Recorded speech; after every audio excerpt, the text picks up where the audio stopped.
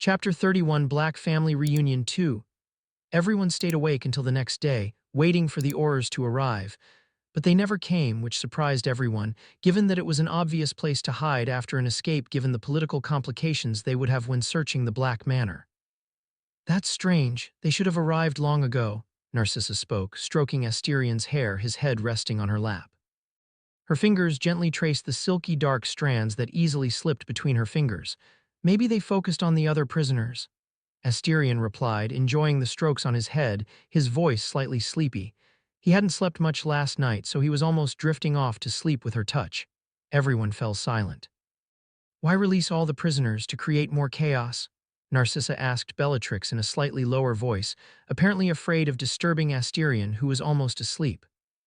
I didn't release anyone besides the little puppy, it was Rodolphus who did it. He seemed particularly keen on killing me, although I don't understand why. Reclining on the sofa in a carefree manner, Bella spoke, staring at the ceiling as she counted how many imaginary stabs she had delivered to the sheep. Her eyes narrowed with a malicious and sadistic look, as if recalling something interesting. Sirius rolled his eyes at Bella's comment. She obviously knew the reason but pretended to be unjustly treated. Arcturus frowned. He looked at Bellatrix with a deep gaze, showing clear dissatisfaction. Both his great-niece's marriages were troubled, and he wondered if he had made a mistake in choosing their spouses. By the way, I'm surprised that my master is the son of Regulus.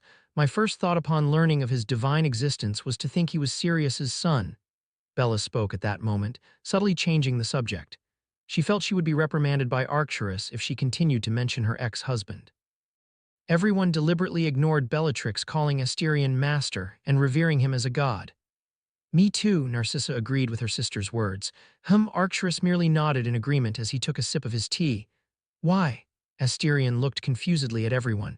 Bella laughed loudly and spoke with a malicious smile on her lips. Sirius is a sexual libertine. As long as there's a pussy, I dare say he wouldn't hesitate to stick his dick in without a second thought. Sirius, who had been silently quiet, didn't expect to be insulted at this moment. He felt like a dagger had struck his heart, causing unknown emotional damage. I lost count of how many times I had to go to Hogwarts to deal with his sexual scandals. Arcturus looked at Sirius with disappointment and shook his head. Ouch, another imaginary arrow pierced Sirius's heart. Remember, Astai, don't learn anything from him. This man is scum who only thinks with his lower head. This kind of man doesn't live for long, Narcissa warned Asterion sternly, who nodded in agreement with her words. Ouch. Someone who can't control their own desires is no different from an animal that only follows instinct, Asterion spoke, delivering another emotional blow to Sirius. Sirius was now lying on the sofa, defeated and powerless, with a bitter and painful smile on his face. I was young and didn't know what I was doing, Sirius spoke in his defense, but everyone, except Asterion, turned their gazes to him, a look of disdain and contempt. You were chased out half-naked by Lord Shafik when he found you in bed with his wife, Narcissa replied coldly, her gaze not hiding the antipathy she felt at the moment. What else could he say? Sirius simply lay on the sofa, wishing to find a hole to bury himself in with the shame he felt at the moment. What did his nephew think of him now? Bellatrix just laughed at her cousin's misery, not hiding the pleasure she felt in seeing him suffer. 15 days later, with less than 2 weeks until the masquerade ball, Asterion entered the living room to find Arcturus, Narcissa, Bellatrix, and Sirius gazing at painted portraits of 5 girls around the same age, between 9 and 10 years old. What's going on? Asterion asked, confused. Your potential future wives, Narcissa replied, not taking her eyes off the papers containing all the information about the girls. Asterion looked surprised at the 5 portraits, 2 redheads, 1 blonde, and 2 brunettes. This is so outdated. Let the boy choose who he'll share his life with on his own, Sirius said, taking a large gulp of wine from the glass he held. He seemed pleased with the taste of the wine. To be like you, single at 31, Narcissa retorted sarcastically. Ouch, Sirius placed his hand on his chest and said with a sad tone. That was cruel, sissy. Then he took another sip of wine at 8 in the morning. She just scoffed and looked at Asterion with a gentle gaze and asked, Any preference, Astai? He pondered for a moment and said, Maybe someone like Sissy, elegant, cold, and strong. I don't want a pretty vase for decoration. Sitting on the sofa, he crossed his legs one over the other and continued speaking. Instead of illusory love, I prefer companionship. Almost everyone looked strangely at the almost 10-year-old boy. They couldn't believe they heard such words from someone so young. Wasn't it normal for someone his age to think about love that way? Narcissa felt mixed feelings about his words. She was glad that he wanted someone like her, but at the same time sad for his pragmatic view of life. But the entire silent atmosphere was shattered by Bellatrix's words. Stroking her chin, Bellatrix wore a pensive look and thought aloud. I think I meet all the requirements should I marry my master. You're 39, Bella, Narcissa spoke, looking coldly at her sister with a slightly hostile gaze. Age is just a number, the prison just an exotic room. Offended, Bella retorted, rising from the sofa. That doesn't change the fact that you're old, mocked Narcissa. You meant to say I'm a mature woman, said Bellatrix, her tone dangerously sharp. She hated when people mentioned her age. Enough of this childish argument. You're not children, Arcturus intervened at this point, his voice strong and grave, calming the two. Narcissa and Bellatrix exchanged cold glances and sat back down. Bellatrix muttered loud enough for everyone to hear her murmur. Sissy the possessive is back. Remembering how Narcissa used to be as a child, the girl wouldn't let anyone play with her dolls. Especially her, not that Narcissa was wrong, all of Bellatrix's dolls met a tragic end, all of them being decapitated, dismembered, and buried. Narcissa glared at her sister with a deadly cold look, but remained silent due to Arcturus' presence. According to your preferences, you have two options, Daphne Greengrass.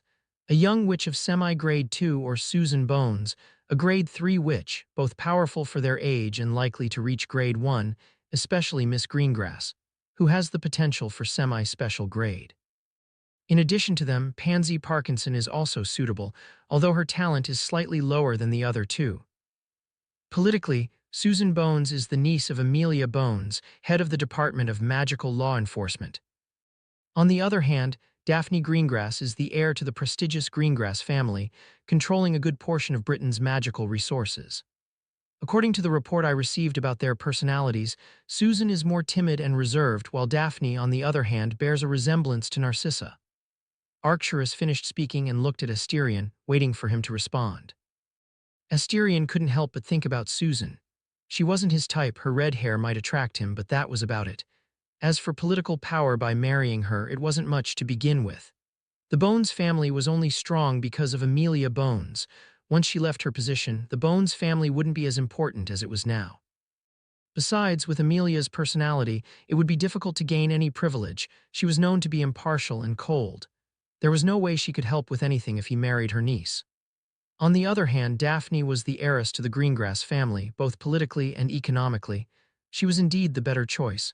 Combine that with what Arcturus described, and he had a future wife. But Asterion looked at Arcturus and asked, which of the 5 girls would be most beneficial for House Black to marry? This question brought a smile to the old patriarch's face. There was nothing that made him happier than seeing Asterion prioritize the family over his own interests. That was how the family would continue to stay strong, with family interests always coming first. Parkinson and Greengrass. Both control strategic materials, House Parkinson with alchemical items and House Greengrass with potion ingredients. Everyone in the room looked at Asterion, awaiting his response. To Sirius, his nephew might be experiencing life before marriage, but seeing how he conducted himself, he knew the boy was a true pure blood, unlike himself. Asterion pondered, weighing the pros and cons, but with a touch of selfishness on his part, he finally spoke up.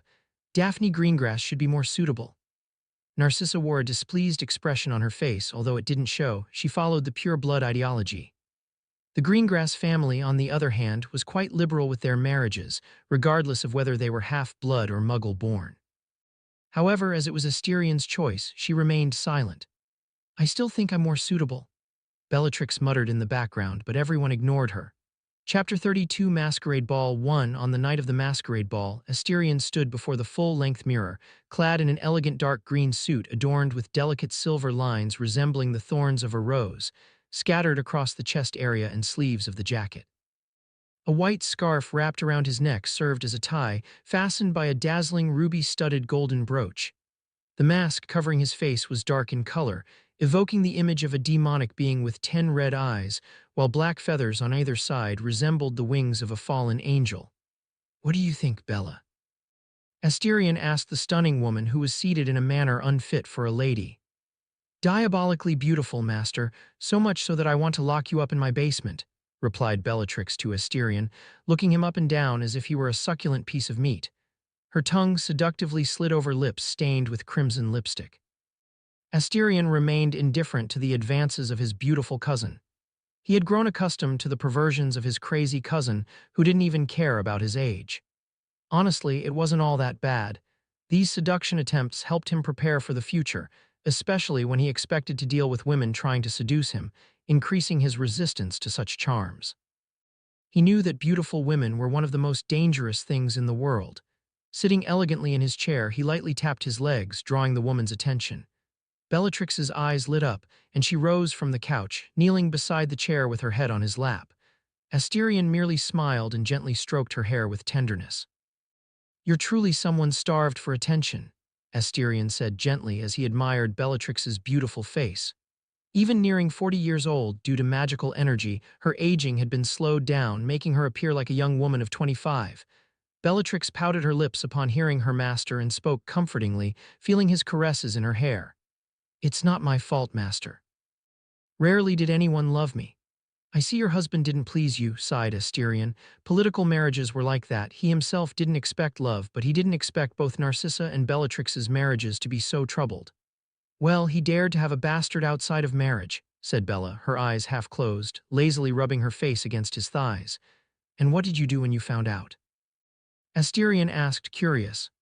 "I killed both the woman and the child in front of him, but he's too petty, hates me only for killing his pleasure sac and his immoral seed," Bellatrix replied with a sadistic and terrifying smile on her lips, although her face maintained an innocent expression.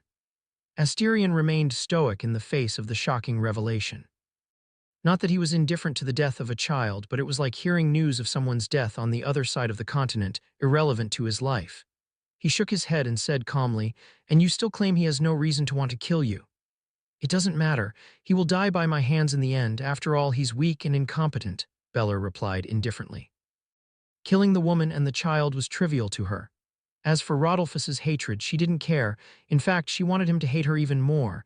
Seeing the desperation in his eyes when he was about to die would be a delicious scene to witness. Asterion just rolled his eyes and then lifted her face with his index finger. He brought her face dangerously close to hers, causing her bodies to come closer and her breasts to press against his chest. "What a naughty girl you are, Bellatrix," he whispered in her ear. His whisper was like that of a demon trying to seduce one into sin. Bellatrix's pale cheeks acquired a rosy hue of shyness. Asterion found amusement in her reaction. The killing and torturing machine in front of him seemed like a timid girl.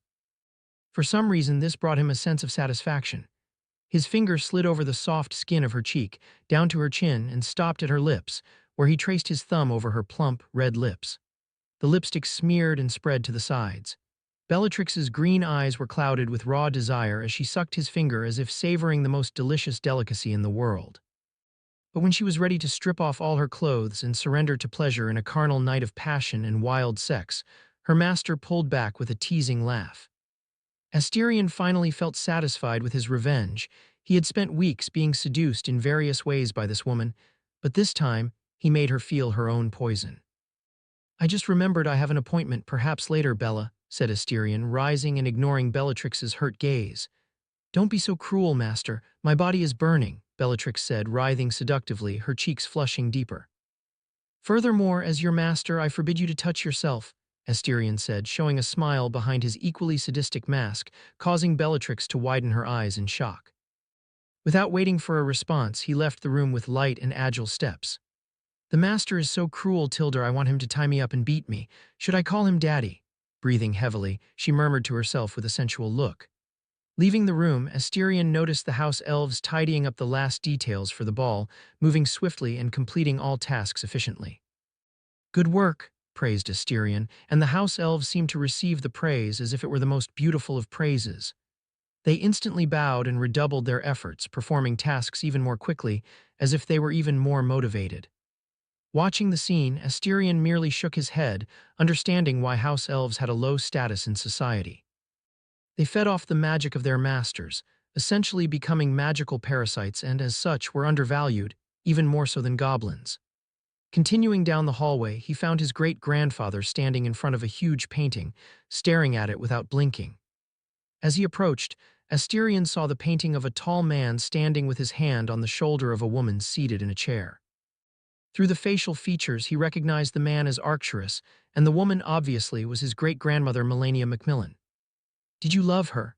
Asterion asked, observing the elegant woman with black hair and blue eyes, sitting with her hands on her thighs and a slight smile on her lips. "Yes, more than anything. She was my beacon, illuminating my dirty and tarnished soul," his great-grandfather replied with a slightly hoarse voice after a brief silence. He then turned to Asterion and continued, "I hope you find someone like that, Asterion. This is a lonely and cold world, especially for someone who will be at the top of the world like you, and the top is lonely." Each word seemed to be etched into Asterion's heart. The boy who turned 10 today merely remained silent, gazing at the painting of his great-grandmother. Taking a silver watch out of his pocket, Arcturus glanced at the time marked on the watch and said, "It's almost time, let's greet our guests." Arcturus then donned the mask on his face and walked towards the mansion's ballroom. His mask was plain black with gold details, a rather discreet yet elegant mask. Bellatrix and Sirius. Walking alongside him, Asterion asked, "Don't worry about that. As long as they're both wearing masks, no one will recognize them, and even if they do, no one would say anything.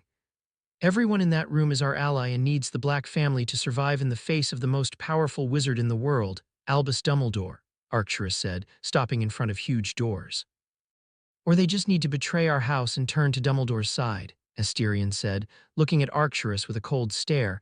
He would never trust a stranger. Although it might seem somewhat paranoid, it was something he truly believed in. Always expect the worst from those you don't know. Perhaps that's why betrayal from someone dear is more painful. Then kill the traitors and set an example of the expected fate for traitors. Arcturus looked directly into Asterion's eyes and spoke each word with a coldness capable of freezing a desert. Asterion nodded, showing a pensive look. If dialogue didn't resolve the issue, old ways always could. "Ready?" Arcturus asked. "Yes," Asterion simply nodded. Without hesitation, Arcturus opened the huge doors, revealing a magnificent ballroom made of black marble. Chandeliers illuminated the space with their soft light while hundreds of men and women conversed in low voices. In the air, without any visible musical instruments, classical music played, creating a comfortable and cozy atmosphere. The guests, upon hearing the doors opening, suddenly fell silent, looking at the two figures who had just entered, one tall and the other short. The hosts of the party had just arrived. Chapter 33 Masquerade Ball 2. Observing the men and women in the ballroom, Asterion was dazzled by the profusion of elegant suits and dresses. The women paraded in stunning dresses, richly adorned with jewels and threads of gold and silver, while the men showcased themselves in expensive and extravagant suits. Everyone wore masks that covered half of their faces, adding an air of mystery and elegance to the slightly dimmer environment. The Gothic classical music echoed in the hall without the visible presence of any instruments, as if the sound emerged from the air itself. Arcturus picked up 2 champagne glasses that floated gently in the air, keeping one for himself and offering the other to Asterion. A solemn silence filled the ballroom as everyone awaited his words. "It is with great honor that I welcome all of you on this special day," Arcturus began, his voice resonating with authority and a rare touch of warmth. "Today marks the entrance of a young wizard into our noble society, someone who will be engraved in the history of magic." He paused, his gaze sweeping across all present before continuing. "May this be a moment of celebration and welcome for our dear Asterion Black Slytherin." With that said, Arcturus raised his glass to his lips and everyone followed suit, toasting along with him, including Asterion himself. Immediately after the toast, a round of applause echoed through the hall, filling it with an atmosphere of warmth and approval. However, despite his great-grandfather's warm gesture, Asterion couldn't help but feel embarrassed by the praise. The flowery expressions from his great-grandfather truly left him feeling ashamed. "It's time for you to greet our guests. I'll be busy chatting with some acquaintances," Arcturus whispered to Asterion as the applause subsided, gesturing for others to do the same. Asterion took a deep breath and nodded, resigned to the task at hand. He didn't particularly enjoy social interaction, preferring the company of a good book to the falseness of high society smiles. However, he recognized the importance of learning to socialize, especially given his position as the heir of the 2 most prominent houses. With an elegant posture, the young heir moved towards the crowd, greeting each person who approached to meet him. Asterion didn't have an exact notion of the number of people who greeted him, but they were certainly in the hundreds, all occupying prominent positions in society. Most were lords of their respective houses, while others were powerful magnates whose coffers overflowed with gold. Each person who greeted him treated him with reverent respect, as if he were a true prince. However, behind the exaggerated and beautiful compliments, Asterion detected a touch of falseness and reverence. He wondered if that respect was due to the prestige of his lineage as a Black Slytherin, or if it was simply a deference to the future power he represented as a special grade wizard. But Asterion chose not to reject these people, as he was equally false in his greetings and conversations. He didn't consider himself hypocritical to that extent. Suddenly, while greeting one of the lords from one of the Russian houses, the music in the air changed rhythm, shifting from a brisk cadence to a slow and enveloping melody. It was clearly a signal for couples to dance in the center of the ballroom, and everyone consciously made space. Apologizing to the Russian lord, whose wealth was evident in his attire, Asterion approached the first lady he encountered, of similar age to his, and with a graceful bow courteously asked, "Milady, would it be an honor for me to have the opportunity to dance with you?" "The honor would be mine, young sir," replied the girl, her voice cool and melodious. Asterion extended his hand, and the girl took it with a delicate and gentle touch. Walking to the center of the ballroom, he faced her and wrapped his arm around her waist with a gentle and reserved grip. She, in turn, placed her hand on his shoulder. To the melody of the music, they danced a waltz with an awkward yet elegant slowness. "You're not accustomed to dancing, Air Black," she said, moving gracefully to the music, her blue eyes meeting Asterion's red eyes with striking intensity. Asterion wasn't surprised by her ability to discern his identity. After all, his eyes, even in the dim light, were remarkably distinct. He looked into the noble blue eyes behind the white swan mask and replied sincerely, "Dancing isn't one of my talents, especially considering this is my first dance." The girl fell silent, staring at him before leaning slightly back, exposing her slender neck. The grip around her waist intensified, preventing her from falling completely, and she moved back towards him. "To be honest, I thought you'd be different from what I've heard from the rumors circulating through the country," she said, drawing closer to his face. "Courtesy of Rita Skeeter, I presume," Asterion replied with a near laugh at her words. He made a point to read every morning what that woman wrote about him, and he never tired of the countless conspiracy theories she could imagine. "You know," she asked, slightly surprised, leaning forward to hear his words better, "I feel a strange fascination reading what that woman writes about me. She's only alive because I stopped my grandfather from killing her." "The woman really managed to irritate him," explained Asterion with a tone of admiration mixed with perplexity. "My father also mentioned how annoying that woman can be," the girl agreed, nodding along with his words. As they continued to dance, their conversations unfolded in whispers, an intimate exchange of words. Over time, the dance flowed with more grace and elegance, reflecting the growing harmony between them. Asterion felt comfortable talking to the girl. Perhaps it was because of their similar age, or maybe it was because she didn't treat him like a child. Although he displayed maturity, Arcturus and Narcissa always treated him with a certain condescension, like an adult speaking to a child, which was especially irritating.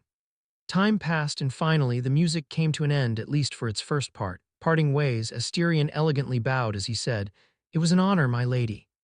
She held the edges of her dress and inclined with equal elegance, replying, "The honor was mine, Air Black. I hope you have a wonderful birthday." After saying this, she turned and walked away without looking back, disappearing among the hundreds of people. Asterion merely watched her back for a moment before continuing on his own path. He didn't ask for her name, as there was no need. They wouldn't see each other again. It was just a dance that he would cherish fondly in his memory. "Huh?" Asterion looked confusedly to the side as Baskerville alerted him that something harmless had landed on him. Glancing down discreetly, he found a ladybug at the edge of his jacket. "Ladybug? How did a ladybug get in here?" "Wait, ladybug."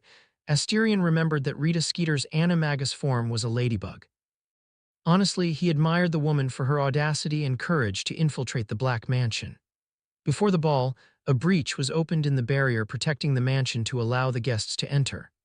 The woman probably sneaked in with one of the guests or was intentionally brought inside. Asterion decided not to act immediately, choosing to play with the woman for now.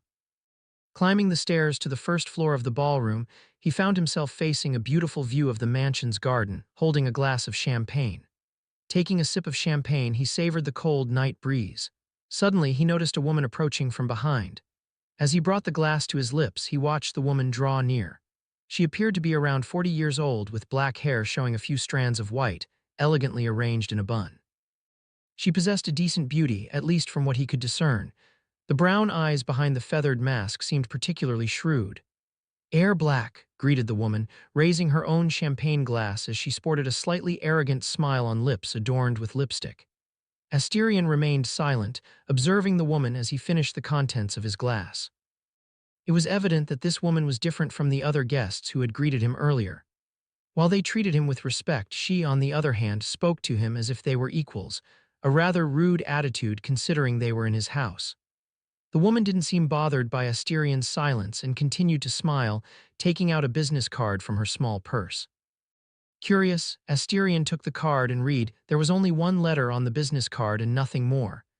He looked at the woman with confusion, waiting for an explanation. "Air Black, we are an organization of scholars, researchers, inventors, and explorers," said the woman with a mysterious tone, leaving a series of possibilities and evocative images hanging in the air.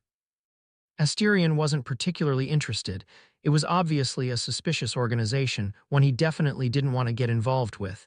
Seeing that Asterion didn't seem interested, the woman wasn't disappointed. She spoke as she headed for the exit. "If you wish to know more, there's a method to reach me on the back of the card." After speaking, she left, leaving Asterion staring at the business card with a slightly intrigued look. "If I were a normal teenager, maybe I would have fallen for this cheap trick of deception. Unfortunately for you, I'm not a normal teenager," Asterion murmured to himself as the business card began to combust. Only a fool would enter such a suspicious organization. Especially with such a childish trick, the woman used to pique interest in the organization she was a part of. Perhaps a naive boy curious about the nature of secret organizations as depicted in history books would fall for this cheap trick. Tossing the still-burning business card into the air, he left the balcony with a smile on his lips. This party was proving to be more interesting than he had expected. As they arrived beside Arcturus, Asterion was about to speak when his body stiffened, the hairs on his arms standing on end as he felt the colossal magical energy at the entrance of the mansion.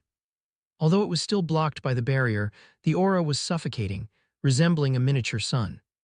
Only the presence of that aura could exorcise cursed spirits of grade 4 and 3. He wasn't the only one who felt it, as all the grade 1 witches and wizards present looked towards the entrance with solemn faces. Arcturus couldn't help but murmur, "Special grade wizard." Asterion, standing beside him, widened his eyes in surprise. Arcturus didn't bother to respond and opened a breach in the barrier, allowing the entry of the mysterious wizard. "Go greet our unexpected guests," Arcturus said solemnly, looking at Asterion. This wasn't Albus Dumbledore's aura, he knew it well, so he knew it wasn't the man's.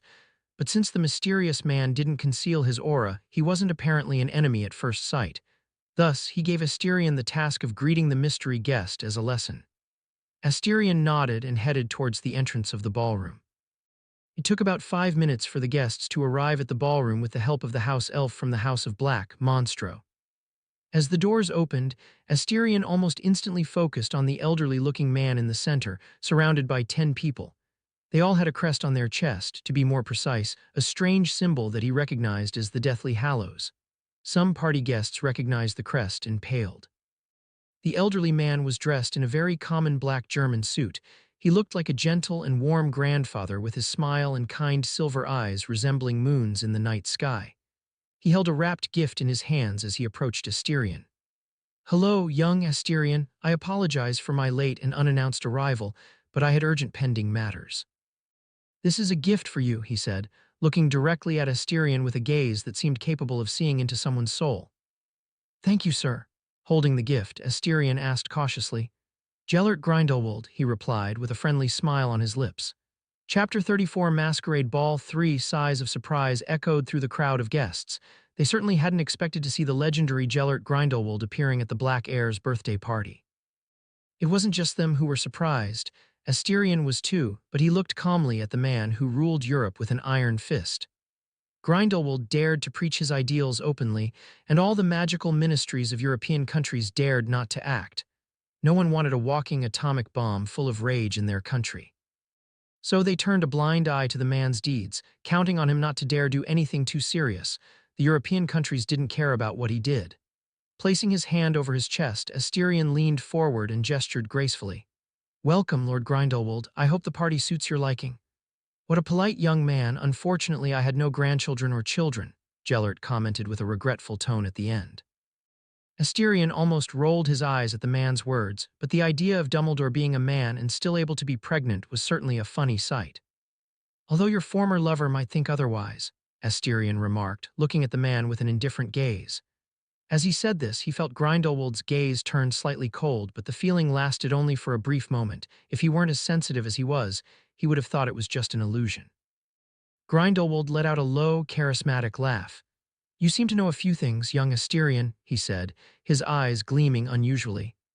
Asterion felt a shiver run through his body in the presence of those phosphorescent blue eyes. He knew what the man was doing, seeing the future. For a moment, Asterion wanted to kill the man here and now. If Grindelwald knew his plans, it would be a complete disaster. Unfortunately, he couldn't kill the man, he was too strong. For a moment, he felt what Dumbledore felt when he fought against Grindelwald as seer. The feeling of helplessness, knowing that no matter what he did, the opponent would know and retaliate in an unpredictable manner, was truly unsettling. Ha ha ha ha! Suddenly, Grindelwald laughed, releasing a loud burst of laughter that echoed in the particularly silent hall at that moment. A few moments later, he stopped and smiled gently at Asterion, his eyes reflecting the boy's appearance as if he saw something extraordinary. "Young Asterion, you will certainly achieve great things. I eagerly await the day you reach that step." Grindelwald spoke, relaxed and cheerful at that moment, his joyful voice spreading throughout the hall, causing everyone to widen their eyes. Gellert Grindelwald had just praised the black air. Some could imagine the repercussions of this act if it were leaked. Fortunately, everyone present was somehow connected to the House of Black and did not leak the information. Looking at the ladybug on his coat, Asterion pursed his lips, almost laughing, but finally restrained himself and managed not to smile. He would let the woman leave unnoticed, as the revelation of the news was of interest to him. Chaos had always been a ladder that few would climb, but he dared, regardless of how dangerous and risky things would become. "I will accompany you, Lord Grindelwald," Asterion spoke with an indifferent gaze, gesturing elegantly. "That would be kind of you, young Asterion." Grindelwald laughed and walked over to Arcturus first. After all, he was the host of the party. Observing the boy greet one of the most dangerous men in the world, if not the most dangerous, Daphne felt her heart beat faster with nervousness. Thanks to the Greengrass House's innate technique, she could feel the colossal amount of magical energy emanating from Gellert Grindelwald. The man was like a sun, radiating warmth and making the air thinner with his mere presence. "What's wrong, sister? Worried about your future husband?" Beside Daphne, a younger girl asked playfully, her fragile and gentle voice bringing the air of the Greengrass House back to her calm and indifferent demeanor. "Humph, seems like you've gotten bolder while I've been away, Astoria." Daphne looked at her younger sister and pinched her cheeks mercilessly. "I was just kidding, no need to be so serious," Astoria, who had escaped her sister's clutches, complained to herself while at the same time giving Daphne a teasing glance. "And what about your future husband? I've seen his pictures, heh, he looks very handsome." "Perhaps too handsome, that could be a problem at Hogwarts." Daphne couldn't help but feel helpless as she remembered her future husband's appearance.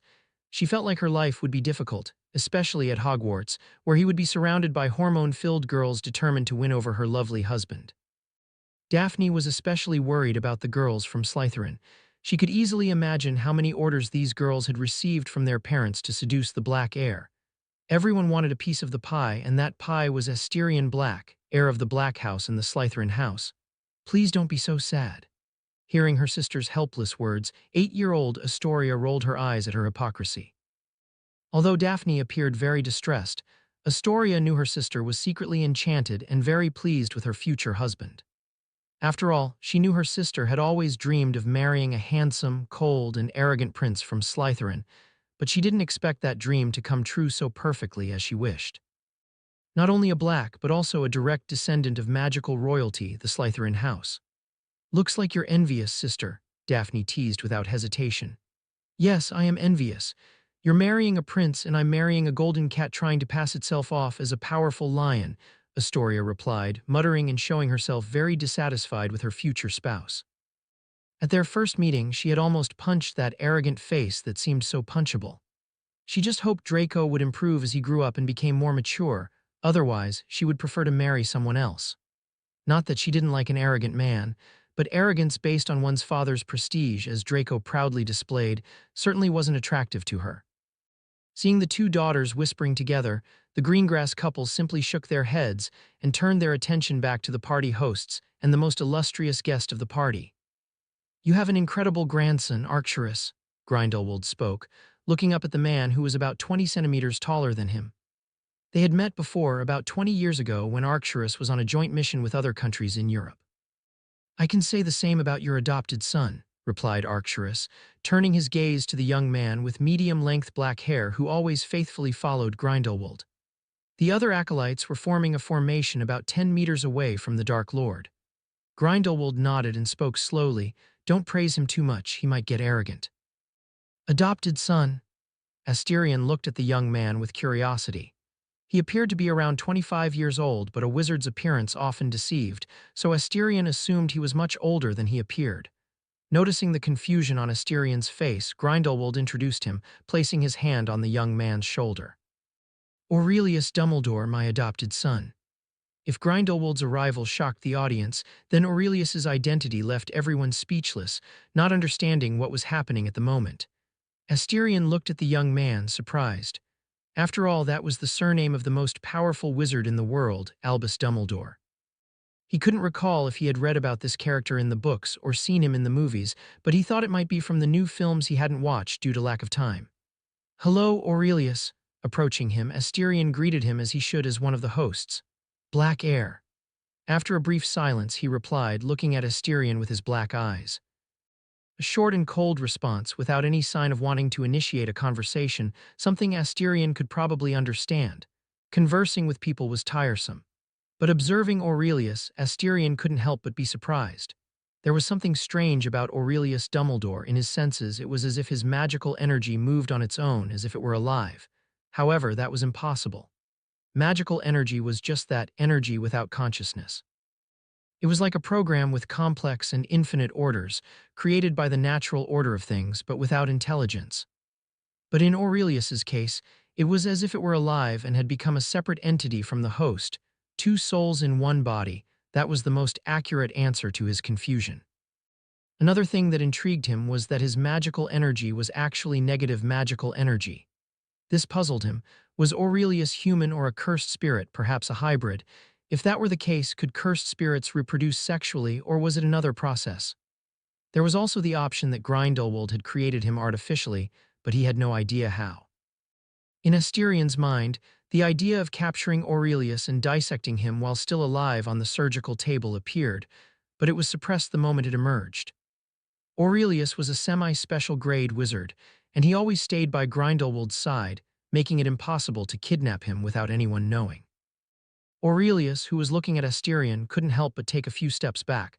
For some reason, the eyes of the boy in front of him were particularly frightening.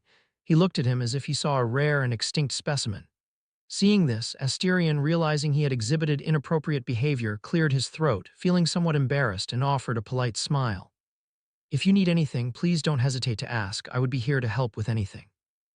Aurelius nodded and returned to stand behind Grindelwald while cautiously eyeing the boy who emitted dangerous emotions. Asterion didn't insist on speaking with Aurelius and walked among the guests, greeting everyone and asking if they were enjoying the party when suddenly, he overheard the conversation of three men in the background. "Have you heard the rumors? 5 squads of Aurors have disappeared in pursuit of Bellatrix Lestrange and Sirius Black. They've been missing for over 3 weeks and still haven't been found. The families are still searching for the missing ones, but nothing so far, as if they've vanished from the world. Word has it that Rufus was furious about the incident and personally went to find his missing men." Asterion, who was listening to everything, pondered deeply. According to Bellatrix, she had evaded the Aurors by using a cursed spirit capable of simulating aura and someone's appearance, but was that really the case? "You weren't invited, Lucius," Narcissa said, her voice especially cold as she looked at her husband through a golden mask. Still upset, Narcissa, Lucius, the patriarch of the Malfoy family, took a sip of champagne and spoke with disinterest. "Upset? Don't make me laugh. If I were upset about something, you'd be dead and I'd make sure it was very painful." Narcissa's eyes couldn't help but grow even colder. His carefree attitude made her particularly irritated. "I don't understand your anger. They're just a few mistresses. I'm not stopping you from having your toys if you want." Lucius looked at his wife, and noticing her cold and deadly gaze, he wasn't afraid and finished his champagne glass. Lucius's words were the last straw for her. She laughed coldly and spoke with such a deadly look that it sent a shiver down everyone's spine.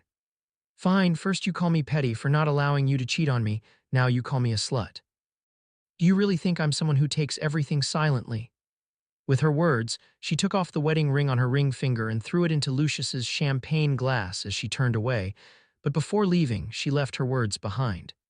You're lucky this is Asterion's birthday, otherwise I would announce to everyone here that I'm divorcing the trash that is you. Looking at the wedding ring in his glass, Lucius smirked and muttered to himself, Narcissa, you think you're so amazing and noble, but you're nothing but an emotionless doll. You're doing me a favor by divorcing me, at least the blame will fall on you, of that I'm sure. As the party came to an end, Asterion and Arcturus stood side by side, each holding a champagne glass, observing the hundreds of guests awaiting their next words. Firstly, I'd like to thank all of you for sharing this moment with me. It's a special memory that I will cherish. At the same time, I want to express my gratitude to Narcissa, my dear cousin, who organized this entire ceremony with nothing less than perfection, began Asterion, addressing the crowd who listened to him in silence. He continued with his speech. Lastly, I toast to all of us to happiness, to health, and to success. May we face the challenges that the future holds for us with courage and determination. Thank you again to everyone, and may tonight continue to be an unforgettable celebration as it is for me. Watching Asterion speak softly in front of hundreds of people, Arcturus nodded satisfactorily. In comparison to when the ball began, the boy had made great progress. When Asterion finished speaking, a barrage of applause echoed in the hall, everyone clapping as they looked at the small figure raising the champagne glass. Grindelwald clapped slowly as his smile grew, almost reaching the edges of his face, a terrifying and exhilarated smile. I hope you grow up quickly, Asterion. I'm really looking forward to when you take the true stage, murmured the Dark Lord, his gaze focused on the boy who would either bring about the world's destruction or save it, depending on how cruel fate would be. Chapter 35, 3 years later. August 25, 1993, England, Lancashire County, city of Lancaster. Boom. A loud explosion erupted from a school on the outskirts of Lancaster, reducing the historic education building to mere rubble, with a cloud of dust spreading in all directions. Beastly roar. From the dust cloud emerged a huge green creature roaring towards the skies, a massive, flabby humanoid. Its enormous mouth, capable of swallowing entire buildings, dripped venom and acid onto the ground, melting it into craters, rendering the soil infertile for any life to thrive. On the other side, emerged from the dust cloud, a figure gliding skillfully through the air. He was a young man of about 16 years old, standing at 174 cm tall, clad in black armor with a crown floating above his head. The entire armor bore eerie red eyes, which seemed alive as they blinked and closed at a slow pace. The crown floating above his head mirrored the same eerie appearance of the armor. Looking at the destroyed school, Asterion knew the government would have difficulties explaining why a perfectly intact school had disappeared completely. Fortunately, he had used a curtain before the battle. But it wasn't time to dwell on that, and Asterion focused on the cursed spirit of special grade. Particularly, the cursed spirit wasn't too strong for him, a special grade wizard, but the innate technique of the cursed spirit was especially annoying.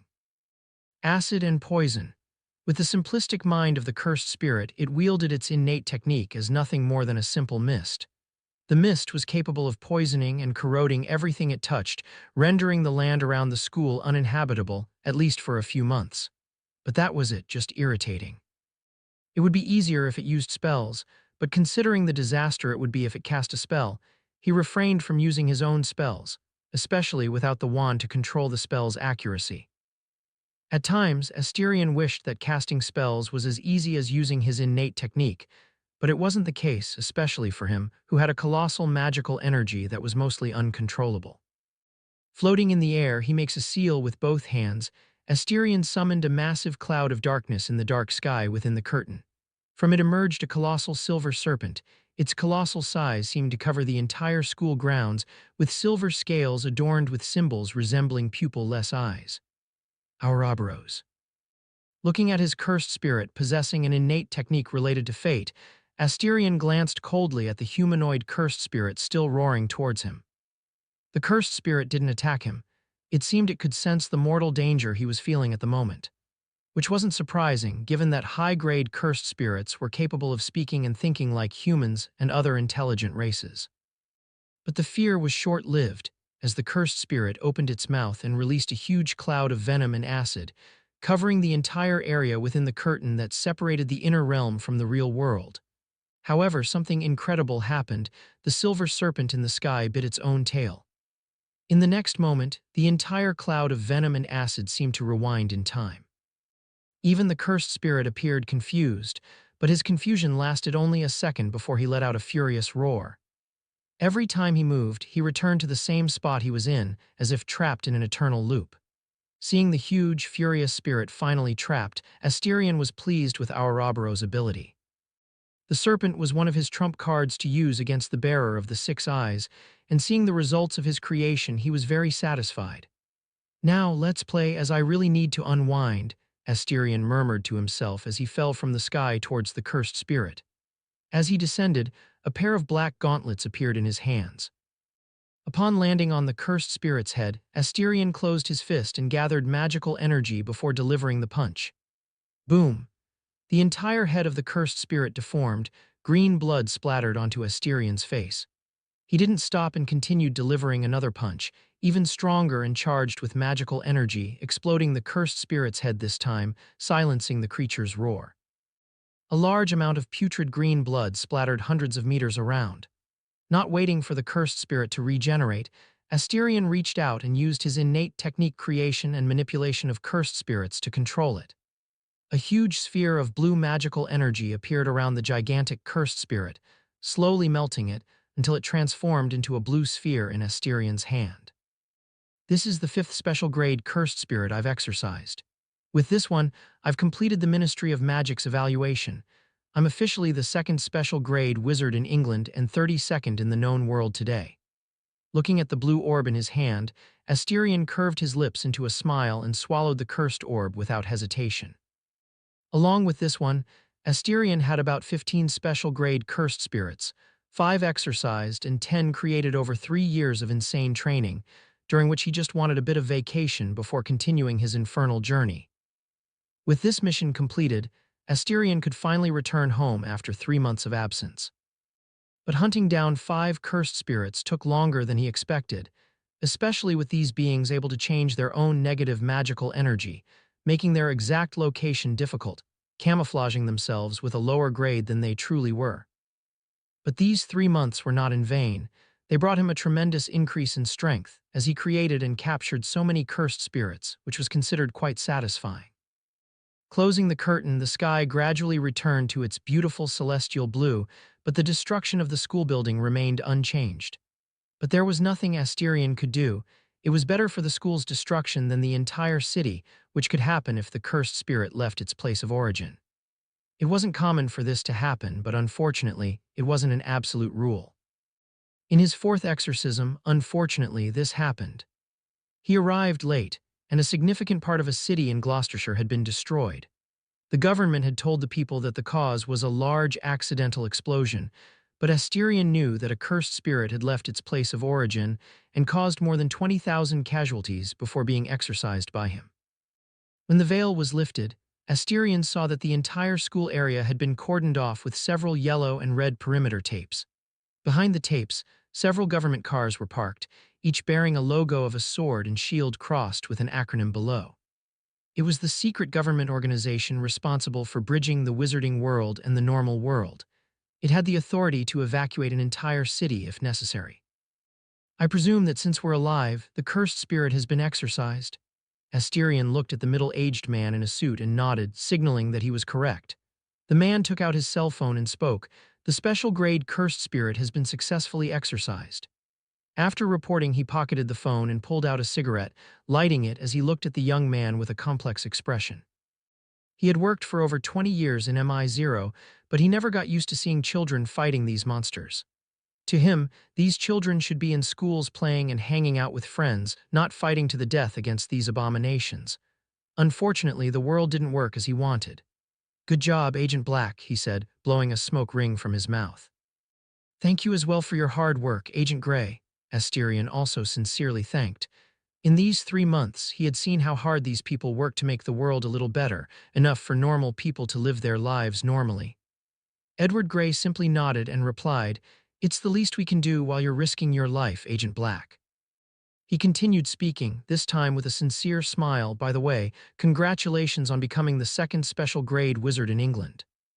Yes, but I'm not as happy as I thought I would be, Asterion said, looking at the tired man in front of him, sighing while maintaining a surprisingly cold gaze. He was remembering the tragedy that had occurred 3 weeks ago. Seeing over 20,000 bodies was truly a hellish sight that he never wanted to witness a second time.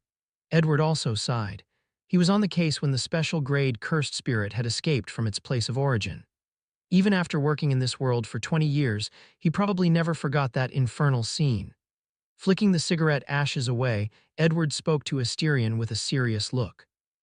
The occurrences of cursed spirits are increasing, almost 50% more than last year, and they're still rising. Asterion remained silent, obviously aware of this. It wasn't just happening in England, all countries were suffering similarly, and the existence of the supernatural was on the brink of being exposed at any moment. This world was heading towards an end worthy of an apocalyptic scenario. I just hope God helps us. Edward showed a helpless look on his face and spoke, looking up at the sky, apparently hoping for some divine salvation. Unfortunately, God had given humans free will. He had left the fate of humanity to be decided by itself. Asterion shook his head and bid farewell to the veteran agent, leaving with a cold and indifferent look on his face. God will help whether we want it or not, he muttered to himself. Chapter 36. 3 years 2. Entering the Black Mansion, Asterion only saw a shadow flying towards him. In the next second, he felt an extremely tight embrace around him. Looking at the woman clinging to him, he showed a helpless expression and stroked her back. Missed you too, Bella. Master, I missed you so much. Tilda, let's kill some people to relax. Clinging to her master's body, Bellatrix looked at Asterion's face and showed a look full of anticipation. Her green eyes seemed to shine with the idea of killing. Tempting, but I'll have to decline for now. Get off me. Shaking his head, Asterion declined and lightly tapped Bella's buttocks, signaling for her to get off him. Bellatrix looked disappointed and pouted her lips as she gazed at Asterion with a hurt expression. Nonetheless, she released him, though she remained holding onto his arm. Observing the 40-year-old woman behaving like a 12-year-old girl, Asterion let out a resigned sigh and walked to the living room with Bellatrix still clinging tightly to his arm. Entering the living room, he soon saw the old Black Patriarch. The man was 93 years old and still looked majestic. He was sitting in an armchair reading his newspaper. Next to him, there was a steaming cup of tea waiting to be sipped at any moment. Noticing his arrival, the man opened a smile, folded the newspaper, and placed it on the table. Welcome back, Asterion, he said, looking emotionally at the tall young man for his age. Unbeknownst to him, the boy who walked through the same doors 3 years ago had now turned into one of the most powerful men in the country. Congratulations on becoming England's second special grade wizard, Arcturus said. Even though he knew this would eventually come, he still felt incredibly pleased and proud.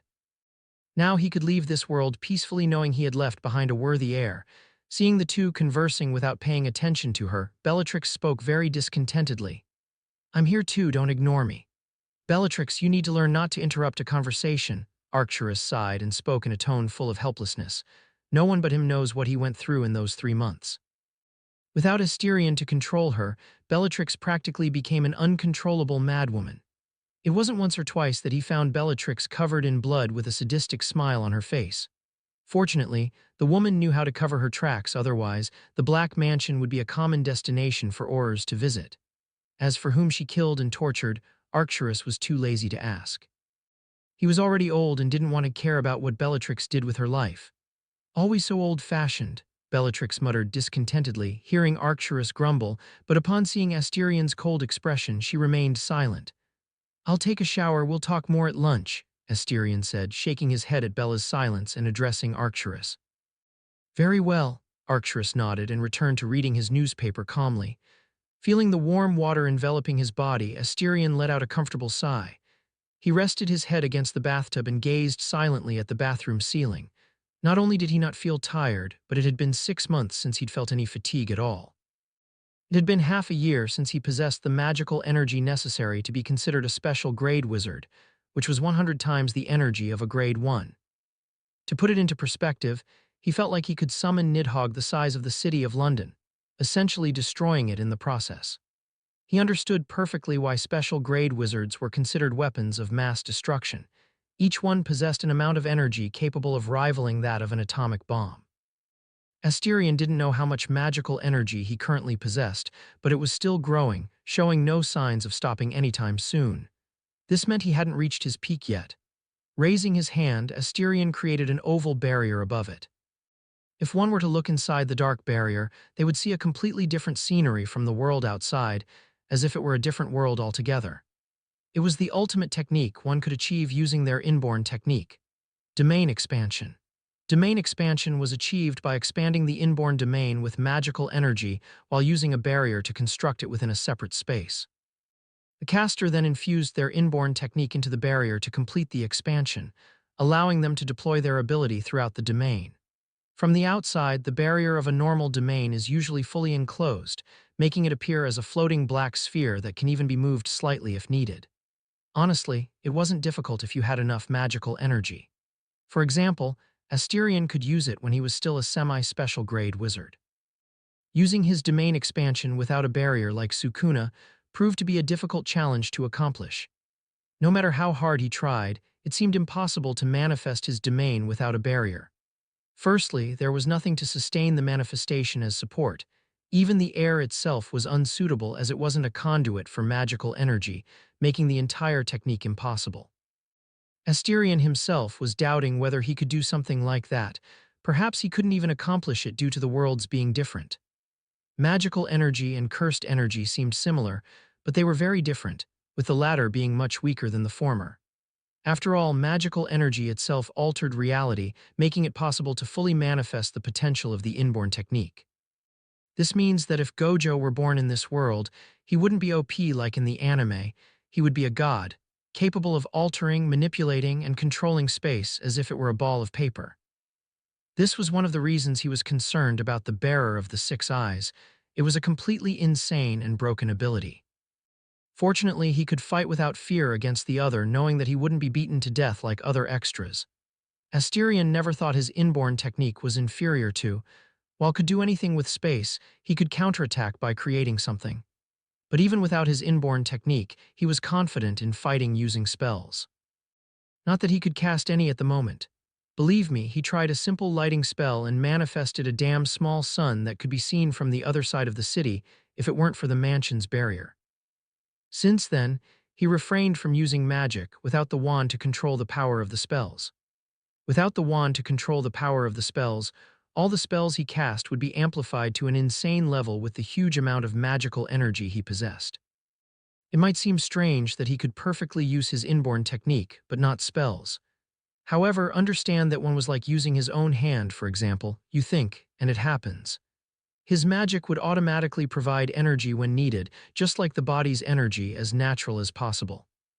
Spells, on the other hand, required not only gestures but also focusing on the act and having the will to cast them, coupled with the large amount of magical energy he needed to control. This made things extremely difficult for someone without a wand to aid him.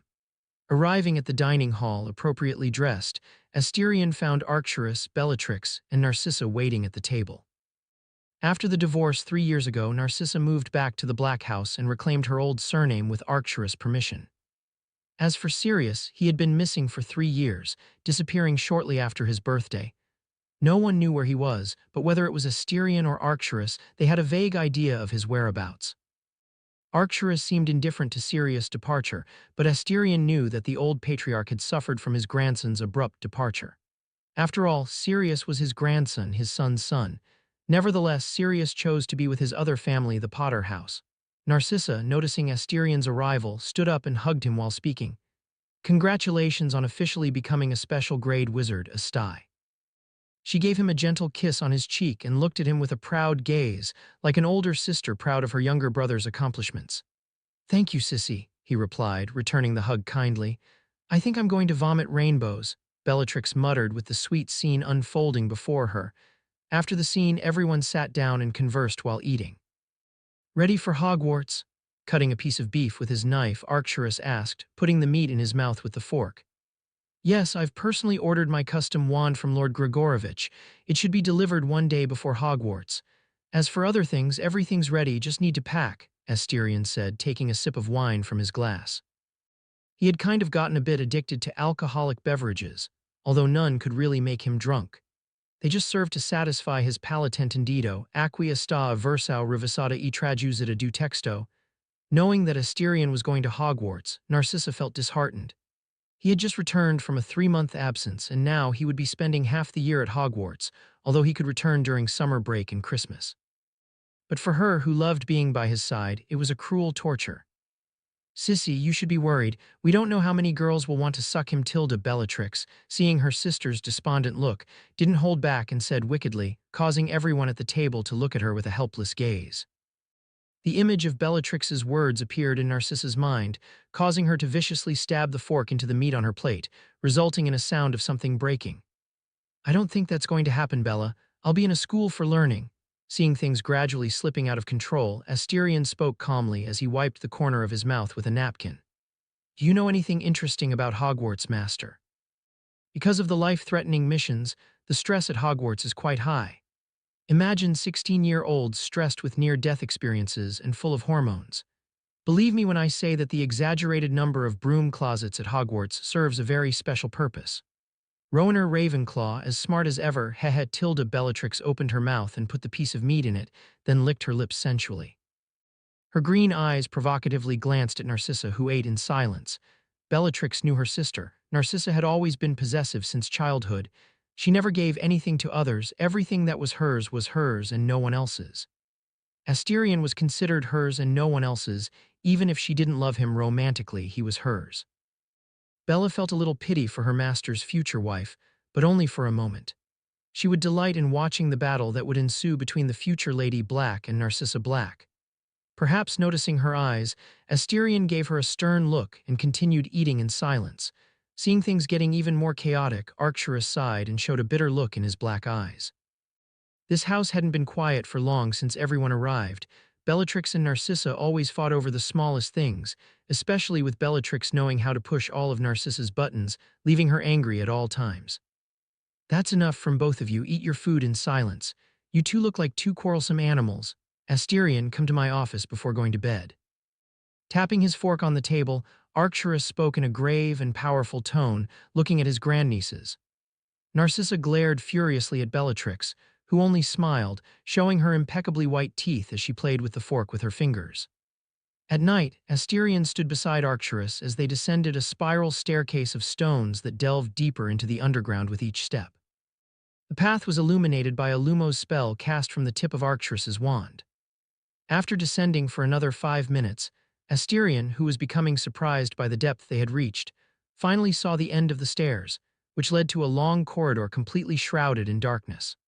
Fortunately, Arcturus was still using Lumos to illuminate the surroundings as they both silently walked through the long corridor made of stones that seemed particularly ancient.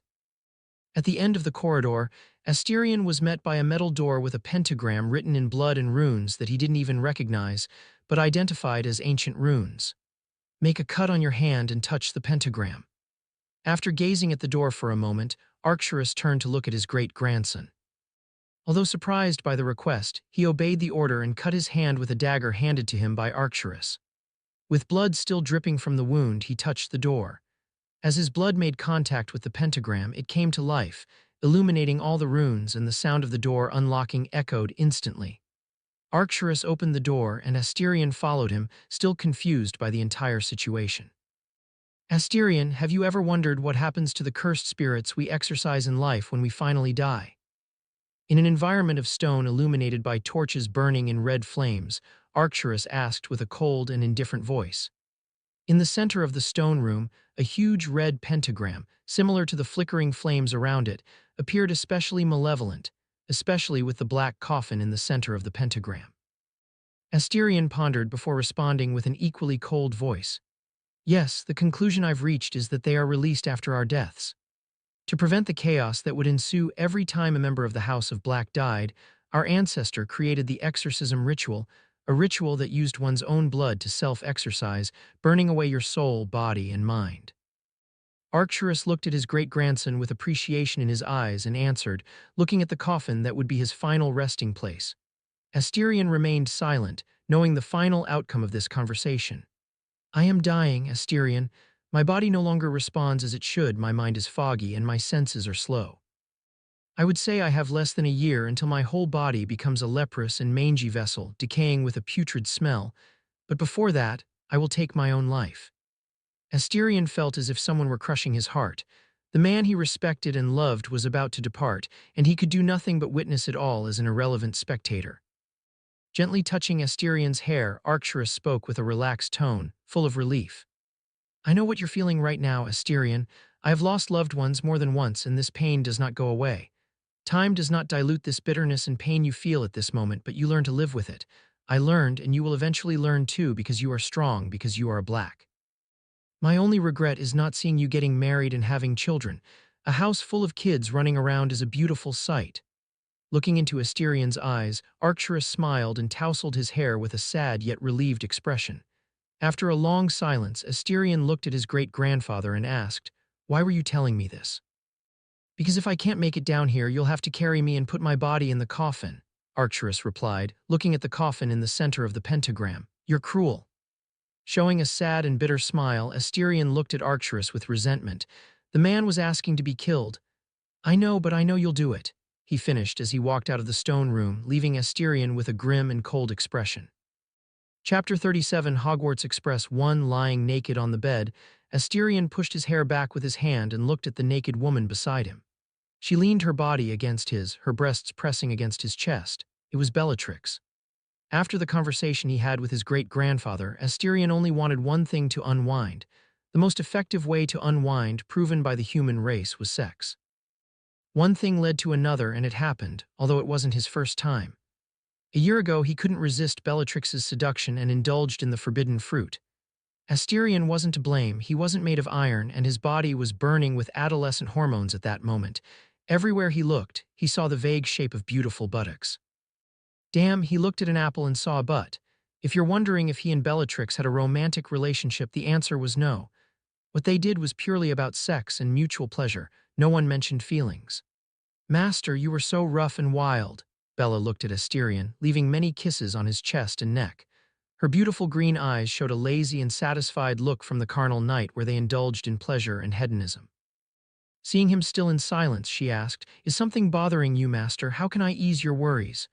Her face approached the curve of his neck, kissing and biting his neck while her hand gradually descended slowly to his lower region. "Take control, Bella."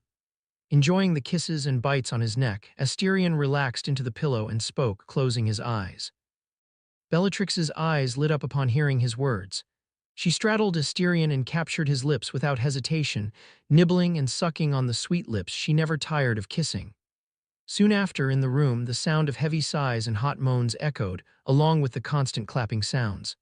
The week passed quickly, and September 1st arrived, the day Hogwarts began its school year. Asterion was already packed and had a new wand in its holster tied to his arm. 24 centimeters, elder wood, and the core were as unusual as possible, a cursed spirit to be precise, a core shaped like a cursed spirit made by himself. The core was nothing but pure negative magical energy, dark, sadistic, arrogant, and extremely fierce. When Asterion held the wand for the first time, a black glow bloomed from the tip, and a shockwave spread throughout the mansion, killing all the plant life in the mansion completely. His magic, once as untamed as a wild dragon, submitted to his wand without any hesitation. Now he could cast spells without worrying about causing unnecessary destruction. The wand's appearance was entirely black, smooth as marble without any roughness, intricately carved into the dark wood, a crow and a snake intertwined in a struggle. Honestly, he loved his customized wand, which was why he didn't go to Ollivander. The old British wandmaker would refuse to use a wand so far outside his guidelines. Outside the mansion, Narcissa looked worriedly at Asterion, who held a suitcase in his hand. "Are you sure you don't want me to accompany you to the station? I'm not a child, sissy." Asterion rolled his eyes at her unfounded concern, but he didn't feel irritated by her excessive worry. After the divorce, she became especially attached to him, especially with her children not visiting her even once in 3 years. It could have been Lucius preventing the children from visiting, but it still hurt her. Suddenly, Narcissa hugged him and whispered many things in his ear, like sleeping early, not drinking too much, staying away especially from the Slytherin girls, and so on. She seemed more like a worried mother sending her child off to college. Pulling away from her, he looked at Bellatrix and said, "Don't forget my orders, Bella." "Yes, sir." Bella replied in a serious and loud tone, like a soldier saluting. Send me a letter when needed. Looking at his great-grandfather, Asterion spoke with a softer tone than usual. Arcturus simply nodded and remained silent, looking at him with a calm and profound gaze. Saying goodbye to everyone once more, Asterion left, carrying his suitcase, and crossed the mansion's barrier. He'll be fine, Narcissa. You don't need to worry so much, Arcturus said, comforting the woman as he noticed the concern on her face. I know, but how can I not worry? Narcissa murmured to herself with a sad look. Walking through King's Cross Station, Asterion easily located the secret entrance to platform 9¾ Before entering, he spotted a red-haired family wearing slightly worn clothes, hurrying along while engaged in conversation. The older red-haired woman didn't seem to stop talking, while the youngest girl, who appeared visibly frustrated, listened with a scowl on her face. Asterion almost instantly recognized the members of the Weasley family. In the original world, they were the ones who benefited the most from the war, consequently producing the savior of the wizarding world and the smartest witch of the century. It could be said that the Weasley family was the Habsburg family of the magical world in terms of marriage. They lost some members in the war, yes, but gained other notable ones in the future. Shaking his head, Asterion ran towards the station pillar without fear, which, incidentally, was the entrance to platform 9¾ Asterion felt himself pass through a liquid barrier for a moment and found himself in another place. Many teenagers bustled back and forth while the Scarlet Express billowed steam across the platform.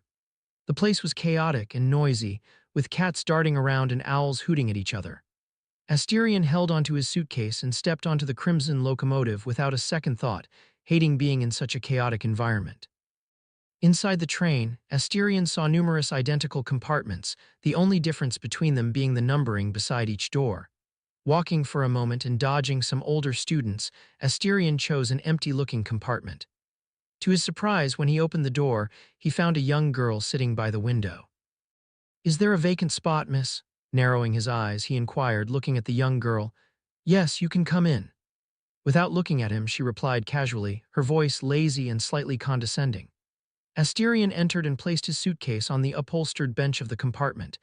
He sat down, glanced at the young girl, then looked away, taking a book from his suitcase and reading silently, not wanting to start a conversation.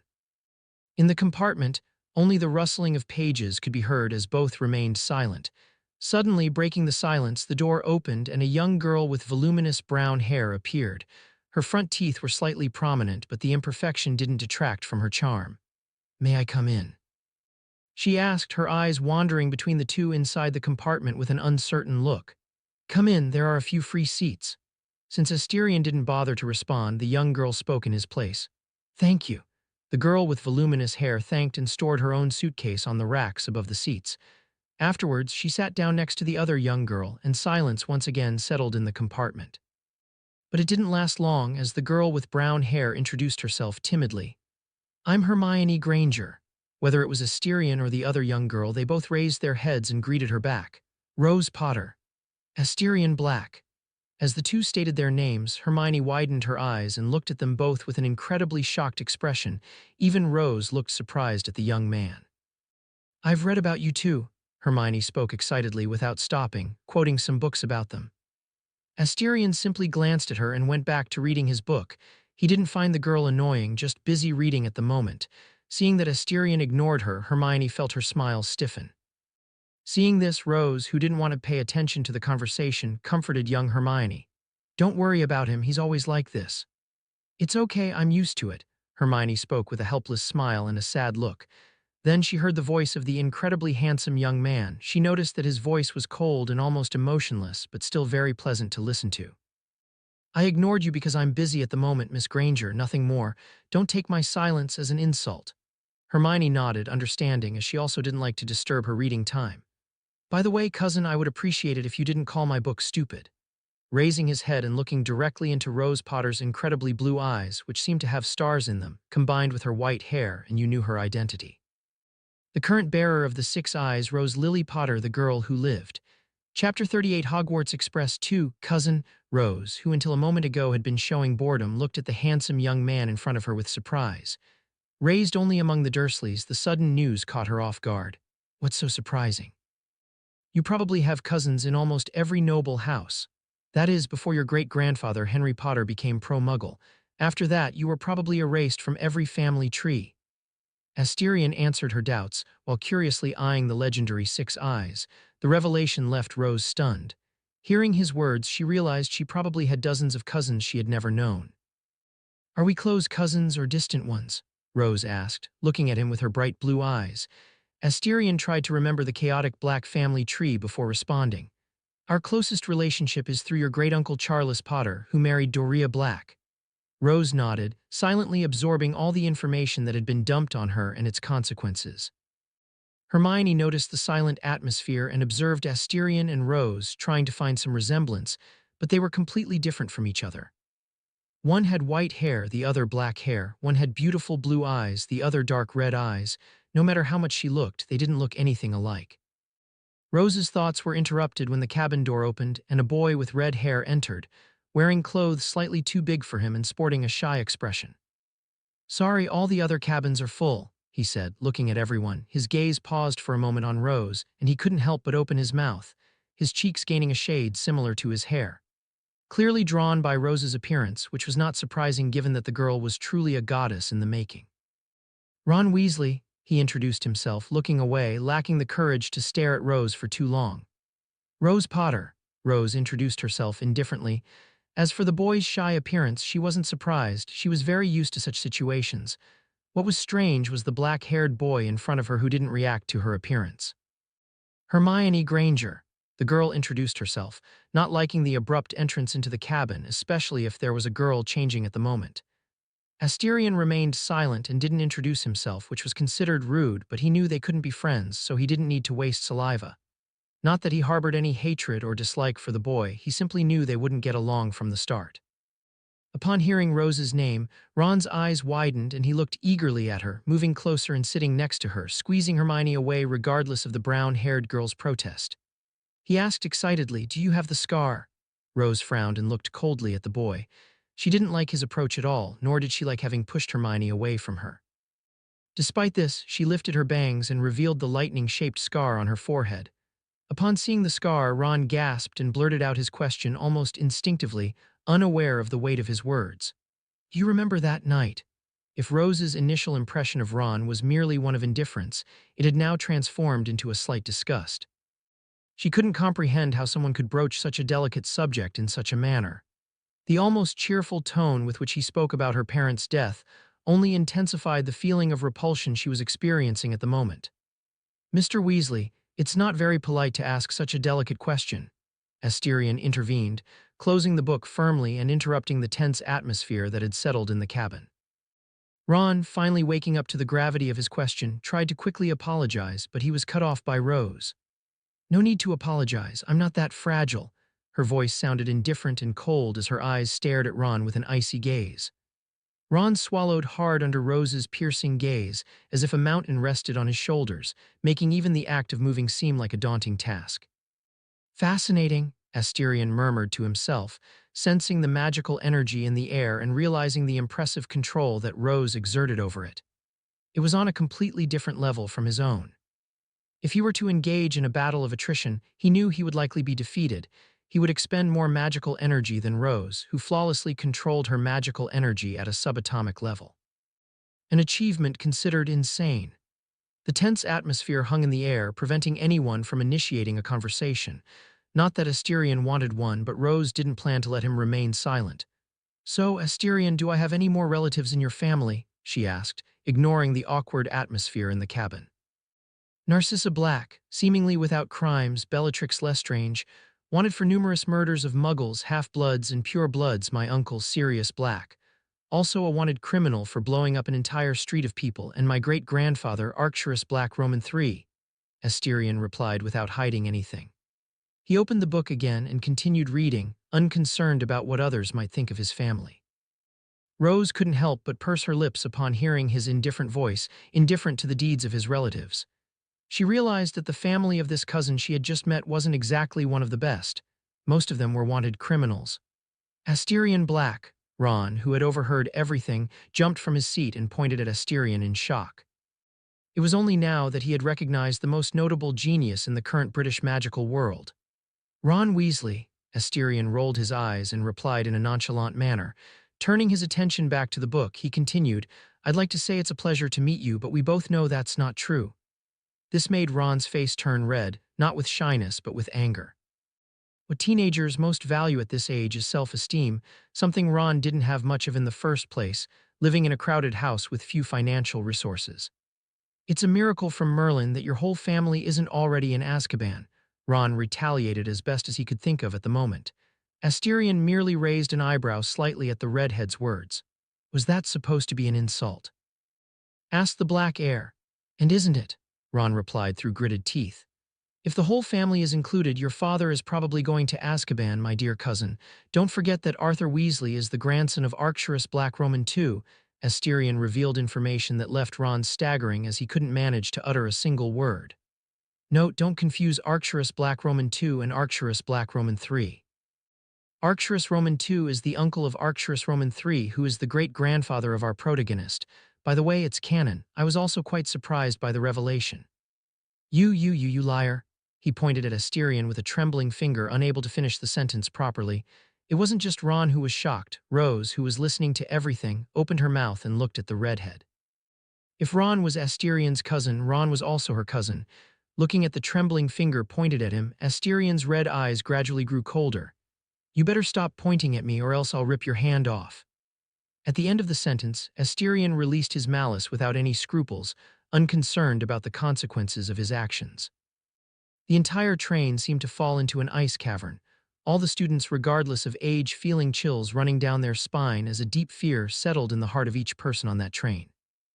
Chapter 39, Hogwarts Express 3. In the presence of Asterion's aura, Rose remained perfectly calm, curiously observing the boy's shadow while the imposing hundred-eyed hound captured all her attention. It was a special grade cursed spirit, but she couldn't understand why the cursed spirit obeyed Asterion's commands. Could it be his innate technique, she thought, looking at Asterion with growing curiosity in her intense blue eyes. It seemed that this cousin was truly intriguing.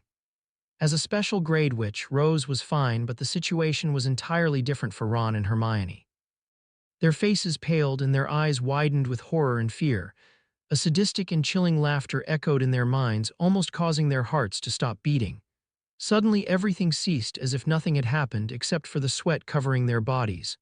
"What was that?" gasping, Hermione asked, looking at Asterion with a terrified gaze. She had seen cursed spirits before, but this was an entirely different level. It was as if she were facing a cold, emotionless monster. Ignoring the frightened girl, Asterion directed his gaze at Ron and spoke coldly. "If your father were here, he would probably be humbly kneeling, asking for permission to speak, let alone you, his son, so behave yourself or I will make you behave." Ron's cheeks flushed, almost as if they were burning, but he remained silent, still haunted by the feeling of suffocation and fear that had overwhelmed him moments ago. It was the scariest thing he had ever experienced in his life. "Did you have to scare Hermione?" Rose, who had suddenly appeared beside the girl, spoke while gently comforting her, still disturbed by the events that had just unfolded. Asterion rolled his eyes at Rose and turned to Hermione, apologizing gracefully as he placed his hand over his chest. "I apologize, Miss Granger. It wasn't my intention to scare you. Sometimes I can be a bit reckless." Asterion didn't lie. Despite being more mature than most of his age, he was still just a 13-year-old boy after all. He wasn't perfect. Asterion acknowledged his flaws. Like any extremely powerful teenager, he was impulsive, arrogant, sarcastic, and often quite cruel and sadistic. He knew his flaws, but at the same time he didn't want to change, at least not at the moment. Upon hearing his apology, Hermione was surprised for a moment. She nodded as she looked at him and moved closer to Rose, cautious of the most handsome yet extremely frightening boy she had ever seen. As for Ron, he seemed to be ignored by everyone in the cabin. It was as if he were invisible. This forced the young man to leave to avoid embarrassment, but as he was about to exit, the cabin door was opened once again, this time by a handsome teenager with platinum blonde hair and an arrogant look on his face, followed by two large and almost identical teenagers. Although the young man's smile lasted only a second after seeing Asterion inside the cabin. "Lord Asterion Black." Draco forced a smile on his face and greeted him, though anyone could see the discomfort on his face. "Heir Malfoy." Asterion also greeted him with a cold look. If there was one person he disliked and even harbored hatred towards, it was the teenager in front of him. Draco Malfoy was someone he had despised and wanted to kill for a long time. He was only alive because of Narcissa. If it weren't for her, he would have reduced the entire Malfoy manor to ashes. The pain he caused Narcissa was enough for Asterion to want to gut him like an animal, along with his father and the entire Malfoy house. So came to kiss my shoes like your father or something else, Heir Malfoy. Seeing Draco standing there, Asterion continued to speak, his voice dripping with sarcasm and irony. Asterion was humiliating him on purpose. To Lucius Malfoy, it didn't matter if it was Asterion or Voldemort, the man would kneel and kiss his shoes without batting an eyelid if it brought power and wealth to the Malfoy house. Draco clenched his fists and tightened his jaw, his blue eyes inherited from Narcissa practically burned with anger. I heard rumors that Rose Potter was on the express and wanted to meet her, Draco said, suppressing the growing fury in his chest. He calmed down and responded with a polite smile on his face. Asterion simply pointed to Rose and Hermione, who watched the scene with curious eyes. Draco followed his direction and saw two teenagers, one with white hair and the other with brown hair. It's a pleasure to finally meet you, Lady Potter. My name is Draco Malfoy, son of Lucius Malfoy. Draco focused his attention on the white-haired teenager, greeting her with the most charming smile he possessed. He continued speaking with gentle and flowery words. I am a big fan of your feats as a baby. Rose only looked at him with interest, but precisely she was curious to know the relationship between Draco and Asterion. They seemed like enemies, but in her eyes, Draco was too weak for such a feat, so their animosity must have come from somewhere else. The courage of fools, Asterion scoffed, looking at Draco showing off like a peacock. Was that it? Did Lucius really send Draco to seduce Rose? The thought made him laugh, but the joke was really bad, even tasteless. Aren't you going to greet my friend? Rose, who began to feel bored again, asked, pointing to Hermione beside her. Draco looked at her and scanned her from head to toe. He didn't recognize the girl, he didn't remember her attending any parties. Hermione Granger. Although uncomfortable with his scrutinizing gaze, Hermione introduced herself. Knowing that there was no Granger house in Britain, that only meant one thing, and it made the beautiful smile on Draco's face stiffen. He looked at the girl with a look of disgust. Mudblood. Hermione remained indifferent to the racist comments. It wasn't the first time she had been called that. In Diagon Alley, she was called that by some arrogant boys and girls. She learned not long after what the word meant, but in the end, it didn't matter. As her mother had told her, she ignored the words of others and moved forward with her head held high, like a noble queen looking at her subjects. Rose, although she didn't know what it meant, was not foolish, and she could see that it was an offensive term. The sense of amusement she had for Draco turned into deep disgust in a mere instant. What she hated most in life was bullying. I think it's time for you to leave, Mr. Malfoy. Rose looked at Draco and spoke slowly with a slight coercion emanating from her. Lady Potter, you'll learn that some people are better than others, Draco tried to argue, feeling the pressure on him increasing with each passing second. I have eyes to identify trash, you don't need to worry about that, Rose sarcastically replied as she increased the pressure even more. She was kinder than Asterion. If it were him, he would have made the boy kneel until he passed out. Draco, feeling he couldn't bear the growing pressure anymore, gave one last resentful glance at Asterion and hurriedly left the cabin with his henchmen, leaving Rose, Hermione, and Asterion behind. Well, that was certainly a scene straight out of a children's book, Asterion commented sarcastically. Rose rolled her eyes at his words, noticing that Asterion was particularly sarcastic, but not in an annoying way, in a fun and ironic way, as he wasn't afraid to speak his mind. You know something interesting, Lady Potter? Asterion looked at Rose and spoke mysteriously. First of all, drop the lady, just call me Rose, I'm not an old noble lady. Before Asterion could continue, Rose interjected with an impatient expression. Ignoring her request, Asterion spoke with a growing amusement in his eyes. Lady Potter, did you know that the blonde who just left is the son of Narcissa Black? Although dissatisfied with still being called Lady, Rose couldn't help but curse how incestuous her ancestors were. Couldn't they just find other families further away? Capitulo 40 Expresso de Hogwarts 4. Under Asterion's pragmatic and cold gaze, Rose pursed her lips, feeling like a lab rat under those eyes. Any problem, vampire? Rose asked, lazily leaning back. With an especially irritating smile, she crossed her legs and stared at him. Vampire? Asterion asked, confused. From head to toe, you literally look like a vampire, so handsome it's almost inhuman, Rose pointed out, still smiling. Would that make you a snowflake or a snowman? Prefer an ice cube or ice cream? Asterion sarcastically replied. He had no intention of falling behind in the word game. Rose's smile tightened, realizing she had met a worthy opponent. However, she would not back down without a fight. For a bloodsucker, you sure have a poisonous tongue, she retorted, her blue eyes sparkling with amusement.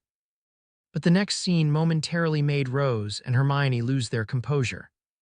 They saw Asterion's hand suddenly bleeding, but what shocked them the most was seeing him stretch out his tongue and slowly lick the crimson blood from his pale skin.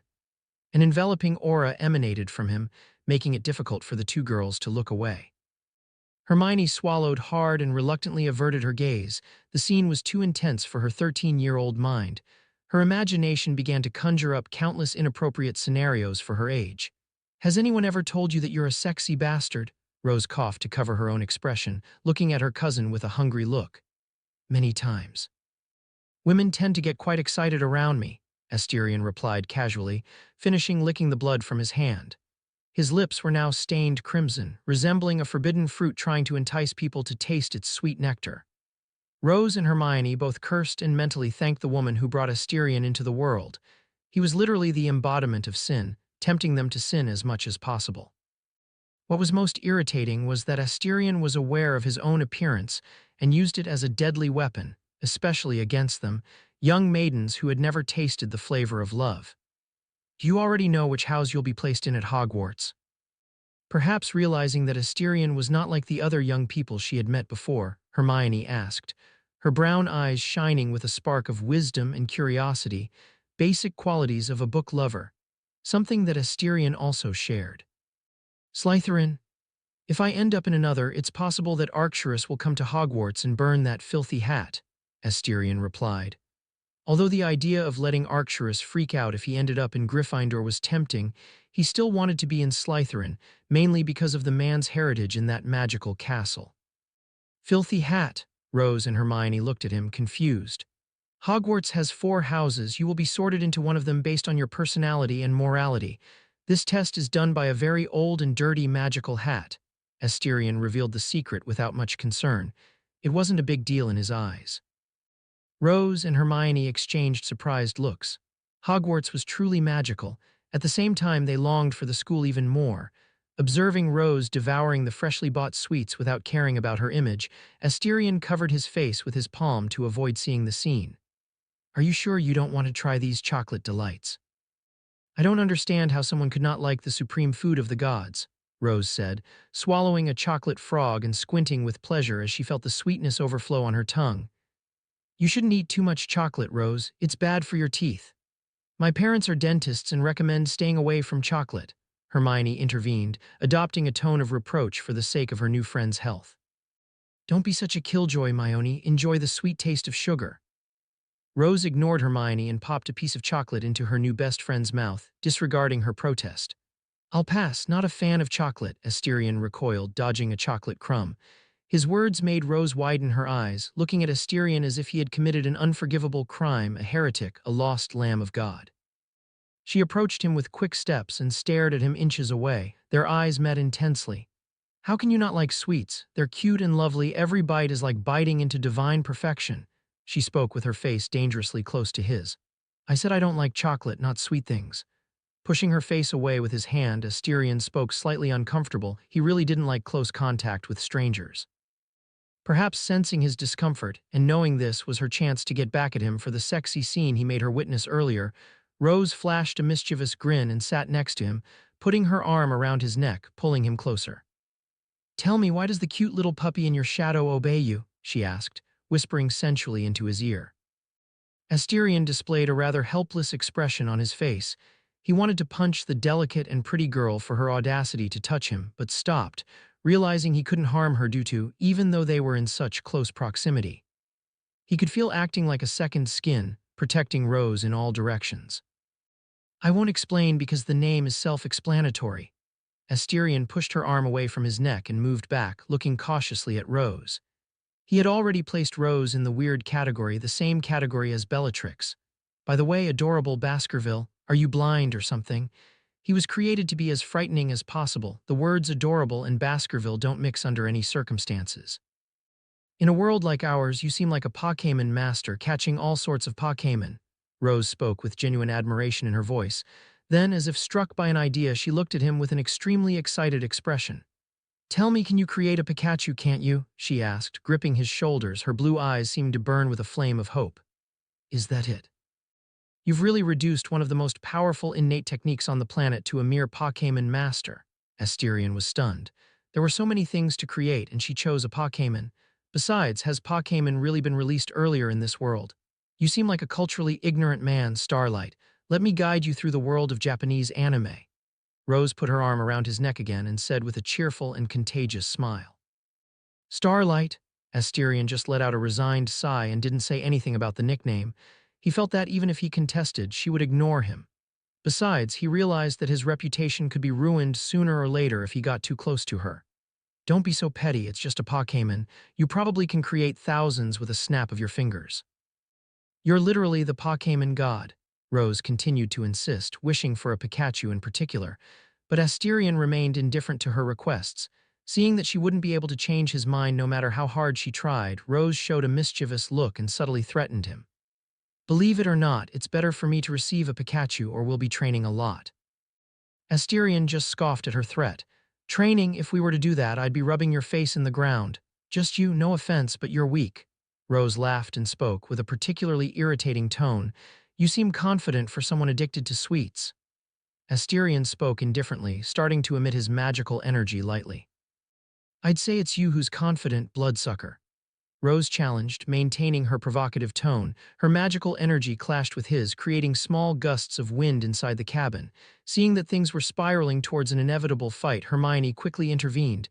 We're on a train, don't forget that. Tusk, Rose clicked her tongue and reined in her magical energy. Asterion just huffed and also reined in his magical energy. Seeing the two calming down, Hermione sighed in relief and rubbed her forehead, feeling a massive headache coming on. Capitulo 41 Espresso to Hogwarts 5 Asterion and Rose, who had calmed down, were now engaged in separate activities.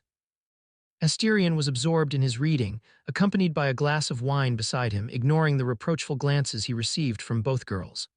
Meanwhile, Rose and Hermione were deepening their friendship without any barriers, as if they had been friends for a long time despite having only known each other for a few hours.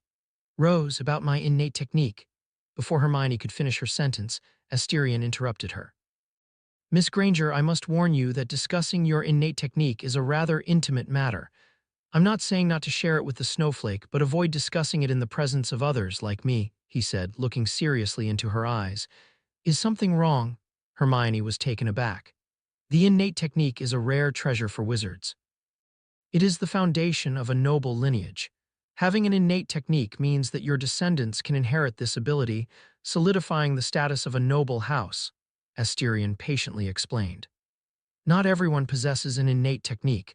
Having an innate technique implies having a much higher potential than those who have only awakened their magical energy.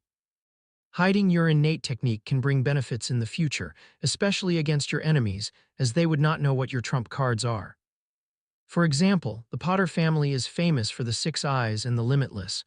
One could say that in every noble house, there is a book explaining all the strengths and weaknesses of the Potter family's innate technique. The Black family is the same. Practically everyone knows the strengths and weaknesses.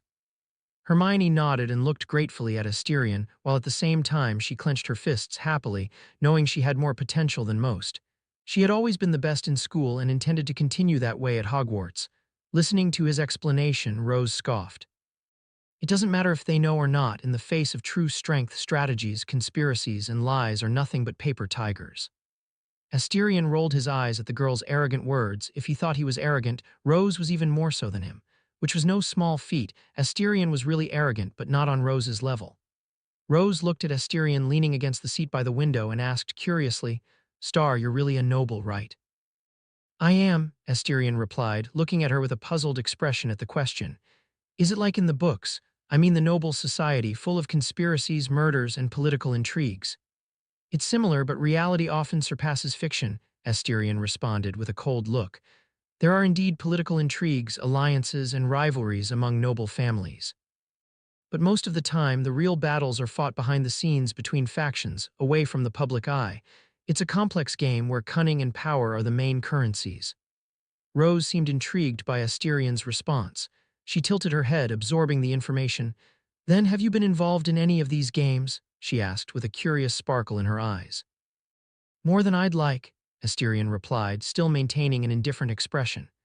Asterion explained the factions clearly, revealing not only the structure of the British Wizarding Society, but also the complexities of power relations between them. Rose listened attentively, absorbing every word with evident interest.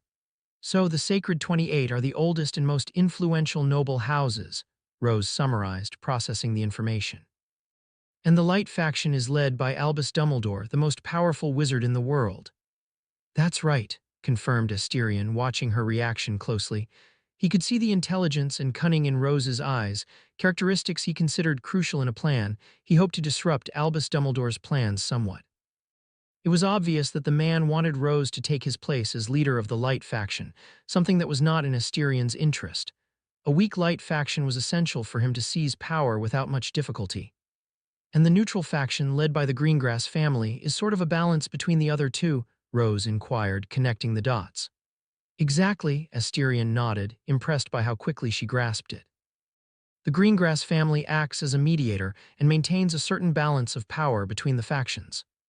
Hermione, who listened to the conversation with interest, seemed fascinated by the details revealed by Asterion. She absorbed every piece of information eagerly, her intellect eager to understand the nuances of this hidden and shadowy world of politics. But the balance has long been broken, Asterion spoke, causing the two young women to look at him curiously, eagerly awaiting his words. I have officially become a special grade wizard, shattering the fragile balance of power, especially with my engagement to the heiress of the Greengrass family. One could say we control almost this entire country. Rose could understand what Asterion was saying. She was a special grade wizard according to Hagrid and could grasp the weight of what that meant. She could literally destroy entire cities with just one red, and her cousin was one too. But Hermione didn't know, to her, the personal power of an individual being able to influence an entire nation was somewhat unreal. But it wasn't her fault. She could never have imagined she was standing next to people capable of destroying entire cities. So your marriage to Daphne further strengthens your position in Wizarding Society, Hermione commented, with a gleam of understanding in her brown eyes. Yes, it's part of a larger strategy to consolidate our power and influence, confirmed Asterion without revealing all the details of his plans. Rose, on the other hand, was more interested in the personal dynamics between Asterion and his fiancée. Do you really like her? She asked, curious to know more about the love life of her distant cousin. Asterion pondered for a moment before responding. Like is a complicated word, but I respect Daphne and recognize the importance of our alliance. As the conversation continued, Rose and Hermione began to grasp better the complexities of the world they were about to enter. The train continued on its course toward Hogwarts, and with it, the lives of these young wizards were about to intertwine in adventures and challenges that would shape their destinies in unpredictable ways. Chapter 42, Hogwarts 1, Lower your heads, children, Asterion rose, and Hermione lowered their heads at Hagrid's shout and raised them again after crossing the bridge. Beautiful? A collective sigh echoed over the moonlit lake. There was no other word to describe what these young wizards and witches were feeling at this moment, seeing Hogwarts for the first time. The castle atop the hill seemed to possess a strange allure and mystery that made you unable to look away from it. It felt like ancient magic resonating with the very essence of all magic, like a primal, ancient heartbeat. The castle seems alive, Rose murmured, gazing at the castle. If it isn't, it's not far off, Asterion heard her murmur and nodded, looking at the castle. Should I be able to create a living castle, he wondered. He thought that if he could, he would be the first to do something like that. Even his ancestors hadn't thought of it. We're arriving, mind your step when getting off, children, Hagrid, alone in a boat, shouted again. The boat beneath him seemed like it would sink at any moment with his enormous weight, but in the end, upon reaching the dock, the small boat survived another day. Stepping off the boat and onto the wooden bridge, Asterion quickly distanced himself from the boat, more precisely, from the fourth occupant who was on the boat. A girl with beautiful pale blonde hair and dreamy silver eyes. She had 2 carrots as earrings in her delicate ears. Asterion recognized the girl, there was no way not to. But recognizing her and wanting to approach her were 2 different things. He had already exceeded his quota of crazy women in his life. One Bellatrix was enough. But the girl didn't think the same way. Can I pet him? She asked, approaching Asterion, who continued to step back, her dreamy eyes wandering in the shadow of the black air. No, he particularly dislikes people wanting to pet him, Asterion denied without any hesitation. We'll never know unless I touch him, the girl insisted, staring directly into Asterion's eyes as if she were looking straight into his soul. Looking into those eyes, Asterion couldn't help but notice the familiarity they shared with Gellert Grindelwald's eyes, the Dark Lord. Rose and Hermione laughed, watching Asterion constantly backing away, but every time he moved back, she moved closer, creating a rather amusing scene where a boy retreated and a girl approached. For them, it was truly amusing to see the cold and indifferent Asterion Black, a special grade wizard fleeing from a seemingly harmless girl. While Asterion kept backing away from the girl, Hagrid, in front of the crowd of new students, banged heavily on the gigantic wooden doors, creating a loud sound. It didn't take long for the doors to open, revealing a middle-aged woman with stern features. Her hair, almost entirely white, was arranged in an elegant bun, and she wore emerald robes and glasses on her eyes. "Professor McGonagall, I've brought the new students," Hagrid said, his voice naturally loud. "Thank you for your hard work, Hagrid. I'll take care of the children now," she replied, looking at the nearly 300 teenagers who fell silent with a simple glance from her. Hagrid nodded and left with heavy steps, but not before waving to Rose at the back of the crowd, who also waved back gently to him. "Follow me in silence," Professor McGonagall said, fully opening the massive wooden doors. Soon, almost 300 boys and girls followed quietly into the castle. "I have to say, I'm curious how Hagrid's parents met." Asterion, who had managed to shake off the girl with dreamy eyes, murmured to himself after watching the giant human hybrid disappear with a lantern in hand. To give you some context, a giant typically stands between 4 to 6 meters tall. The tallest recorded human reached a maximum height of 2.72 meters 8 ft 11.1 in and weighed 199 kg, 439 lb. Still, faced with a giant, they seemed like a child barely reaching the waist, so the idea of a giant and a human mating and conceiving was something that left Asterion very confused. Rose rolled her eyes upon hearing the murmuring of her new friend, or at least, she thought they were friends. One thing she noticed about Asterion was that the boy was particularly curious about everything. But not on a normal level.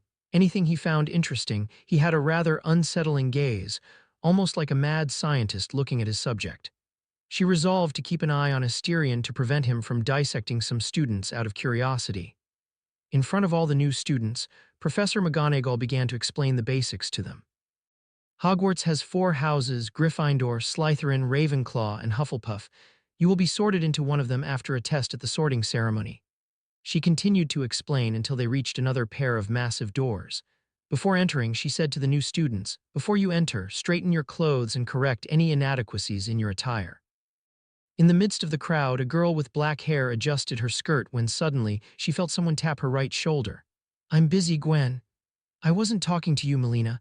The girl looked confusedly at her friend who was on her left and then glanced to her right. She saw a transparent face smiling eerily at her. "Ha!" She let out a terrifying scream that startled everyone around. But it was just the beginning of pandemonium, as more and more ghosts emerged through the walls, frightening the new students. What followed was a symphony of screams of horror and fear. Asterion remained indifferent to all the commotion. Cursed spirits were far more terrifying than these ghosts, so he wasn't afraid. On the contrary, he discreetly looked with greed at the hundreds of ghosts flying above the students. Due to Hogwarts, ghosts might seem common, but they're not at all common in nature. The requirements for a soul to transform into a ghost after death were at the very least challenging. Firstly, you have to die in a location with a high concentration of magical energy, preferably on top of ley lines, which is not easy to find. Hogwarts, for example, was built on top of one of the most important ley lines in the world. Secondly, you have to have an intact soul. Thirdly, you have to die with great remorse. And finally, you have to die with the body relatively intact. Discreetly, Asterion made a hand seal, connecting his thumb to his index finger, forming a circle. In the next moment, one of the hundreds of ghosts flew discreetly to Asterion, who simply opened the pocket of his pants and the ghost was sucked inside. Looking around, he found Rose's incredibly blue eyes staring at him with an amused look and a mischievous smile on her lips. Asterion remained indifferent upon realizing he'd been caught and continued to look straight ahead as if nothing had happened. Chapter 43, Hogwarts 2. Seeing that all the students had calmed down after the ghosts left, McGonagall nodded satisfactorily and finally opened the doors. Asterion noticed that the dining hall was much larger than depicted in the movies, which was perfectly normal. The number of students in Hogwarts reached into the thousands. Looking up, he saw the famous starry sky above the dining hall. He appreciated the beauty of the stars for a moment and then refocused on his surroundings. All the older students were seated at 8 tables, 2 for each house. Slytherin had the smallest number of members, while Gryffindor and Hufflepuff vied for the house with the most members. The Gryffindor members were the loudest, followed by Hufflepuff. The Ravenclaw members were quieter and more discreet, whispering instead of talking aloud. The Slytherin members were in complete silence. Asterion almost instantly felt the gaze of most members fall upon him. The ones who didn't look were probably those with Muggle-born or mixed blood descent, who ended up in Slytherin.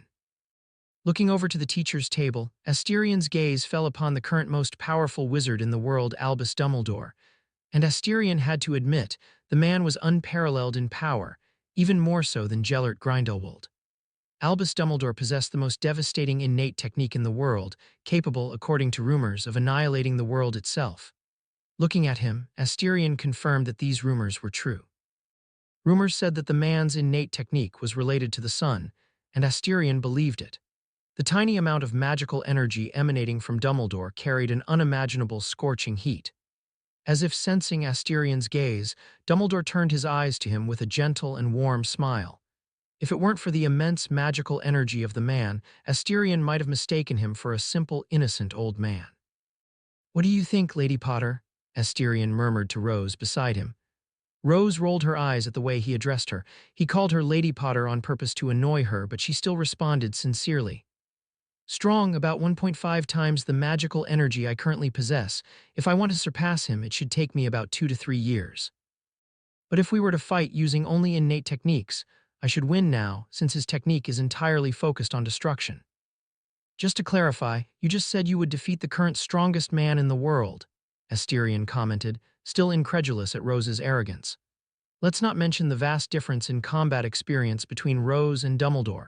Just the number of spells the man could cast was headache-inducing for any special-grade wizard. With an irritating smile, Rose looked at Asterion with an arrogant air and declared, "It's not arrogance, it's pure reality. Besides, he won't hold the title of strongest man in the world for long. That title will be mine." From that moment on, Asterion didn't consider himself arrogant. Rose possessed that characteristic more than he did.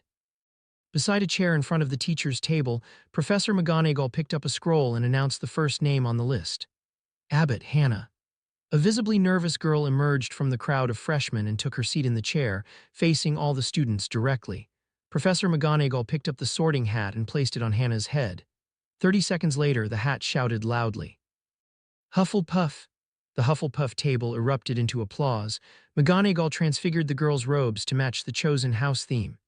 Hannah stepped down from the chair with a smile and quickly made her way to the Hufflepuff table.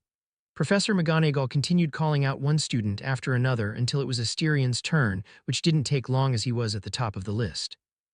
"Black, Asterion." The hall almost instantly fell silent. In England, Asterion's fame was almost as great as Rose's, especially with the help of Rita Skeeter.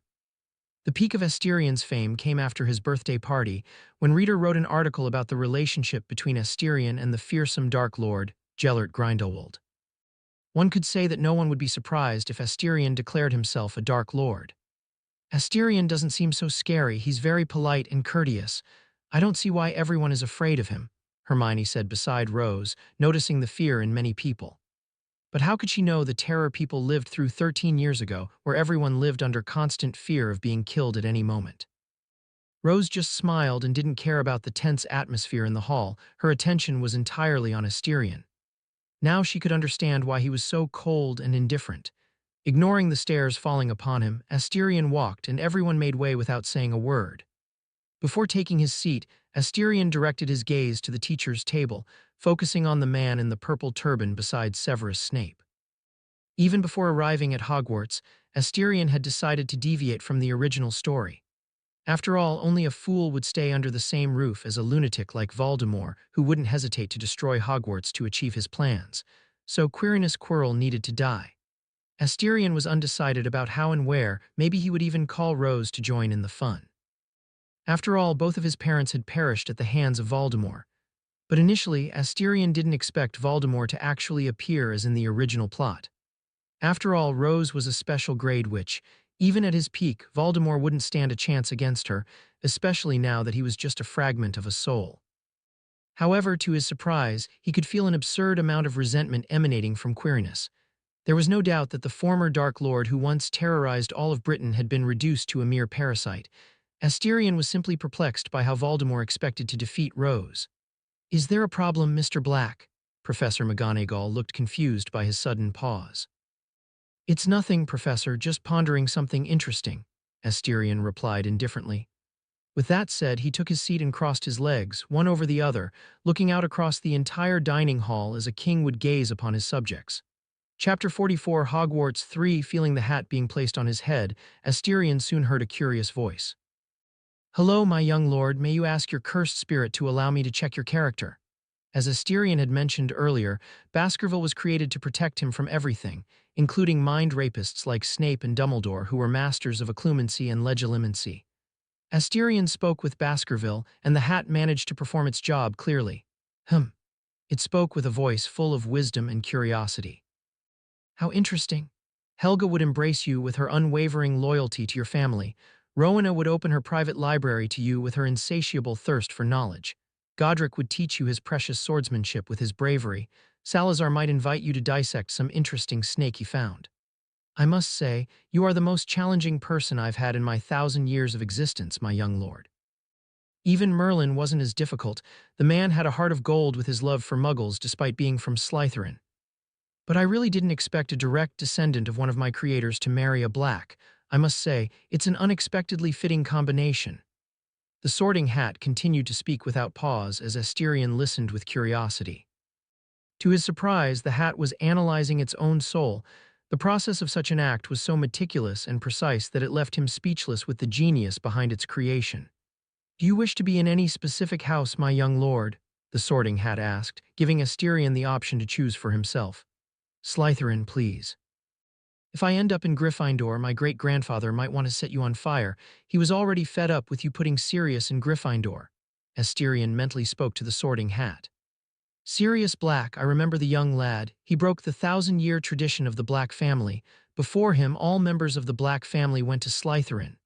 The Sorting Hat spoke with a voice full of amusement, showing no fear of Asterion's words.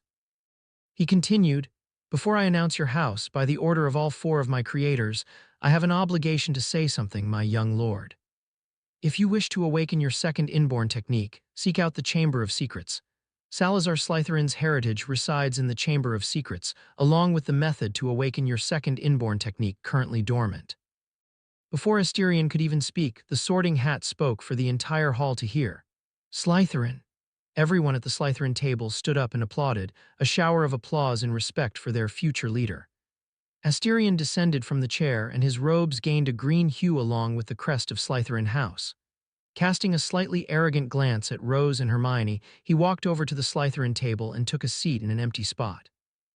Nobody came to speak to him at the moment because it wasn't an appropriate time. The sorting ceremony continued, and some new students were sorted into Slytherin, such as Draco and his cronies, whose names Asterion didn't bother to remember. The notable students sorted into Slytherin included Amelia Bulstrode, Tracy Davis, Theodore Knott, Pansy Parkinson, and Blaise Zabini. In addition, obviously, his fiancée, Daphne Greengrass. It wasn't the first time Asterion had met Daphne.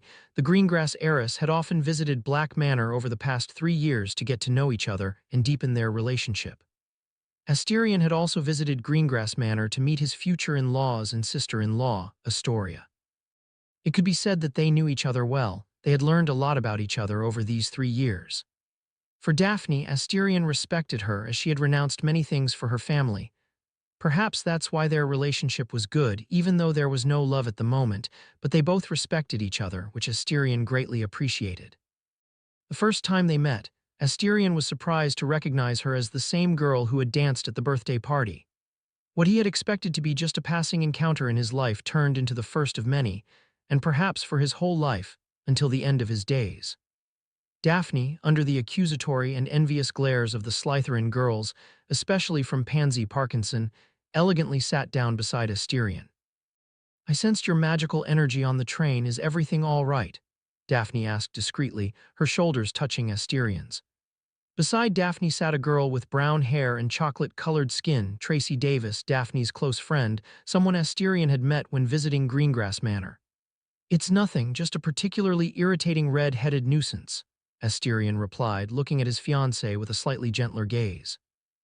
She noticed his look and offered a small smile, her lips stained with red lipstick. "Weasleys tend to be irritating at Hogwarts from what I've heard," Daphne murmured to him. Before she could continue, applause rang out throughout the great hall, so loud it seemed to make the place tremble. All of Slytherin Table looked up and noticed a girl with white hair walking amidst the thunderous applause of everyone. "Rose Potter! Rose Potter! Rose Potter!" Daphne looked at the legendary Rose Potter with a curious gaze. After all, she was the girl who lived, the one who held the record for defeating a Dark Lord when she was just a baby. "Is she powerful?" Daphne asked Asterion. "Yes, in a fight to the death, I can kill her at the cost of dying myself," Asterion replied indifferently, watching Rose sitting in the chair. "I didn't expect her to be a special grade witch." Daphne narrowed her eyes thoughtfully. "Dumbledore certainly hid her very well from the magical world." "You're wrong, Rose Potter wasn't raised in the wizarding world. I dare say she was raised with her muggle relatives," Asterion whispered to her. This made Daphne widen her eyes. She couldn't believe that the savior of the British magical world was raised by muggles. But then she realized something. Her blue eyes fell upon the old man sitting in the head chair. Dumbledore did this intentionally to prevent Rose Potter from siding with the pure bloods. Knowing the pain of muggle-borns, Rose would fight for the rights of the most disadvantaged class. "I didn't expect Dumbledore to think decades ahead." Daphne sighed in wonder at Dumbledore's foresight. "That old man may seem innocent, but he's more cunning than all the patriarchs of the noble houses combined," Asterion huffed coldly. "Gryffindor." The applause sounded even more grandiose as the Sorting Hat spoke. The Gryffindor table practically turned into a wave of noise and chaos. The noise naturally ceased when Professor McGonagall looked at the students of the house she oversaw. After all the new students were sorted into their respective houses, Albus Dumbledore gave a speech to all the students and ended with a strange phrase that nobody understood. Dinner was served and everyone who was hungry ate eagerly. Asterion and Daphne ate in silence until the entire sorting ceremony officially ended. All students followed their respective prefects to the common rooms. "The password to enter the common room is pure blood. If you forget, you'll have to sleep outside or hope someone opens it for you," the Slytherin prefect told all the new students. The Slytherin common room was located beneath the Black Lake. Casting a dim, slightly greenish illumination, the predominant color was green with touches of silver, giving the entire common room an elegant and cozy ambience. "The chair next to the fireplace is the seat of the Slytherin leader, belonging to the strongest person in the entire house," the prefect continued, introducing everything to the new students. Asterion glanced at the chair and walked towards it. The prefect wanted to reprimand the arrogant new student, but upon seeing who it was, wisely remained silent. Sitting in the chair, Asterion crossed his legs and looked at all the members of the Slytherin house. His red eyes gained a phosphorescent hue, appearing especially sinister under the dim light of the room. Beside him, Baskerville materialized and rested his head in his master's lap, his 100 eyes coldly surveying the teenagers and young adults. "From this day forth, I am the law, I am your king and ruler. I don't care what you think of me, but know that those who dare challenge me will suffer." His cold and regal voice sent shivers down people's spines. Looking at everyone for a moment, Asterion continued, "During my reign at Hogwarts, I intend to change the entire Slytherin house. I don't want others to fear or despise us.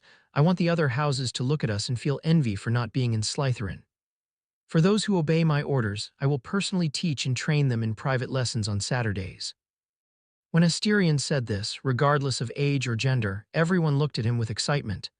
They all knew he was the second special grade wizard in England, meaning they would be personally trained by one of the most important figures on the planet.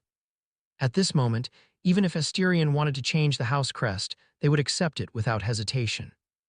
The older students supervised the younger ones, reminding them not to forget the rules. Asterion stroked Baskerville's head in his lap. "I'll give you one warning. Rose Potter is someone you cannot touch. She's a special grade witch. If you don't want to be humiliated, stay away from her." His final words made the faces of the older students change drastically. Perhaps the patriarchs of each noble house would hear about this news the next day. Rose Potter being a special grade which changed everything, it meant that the Light faction possessed two special grade witches. Classroom 1, September 2nd, 1993, Thursday. Hogwarts. As Asterion got ready in front of the full-length mirror, a curtain of darkness formed beside him, and from it emerged a creature resembling a bat, not large, almost the size of an adult man's palm.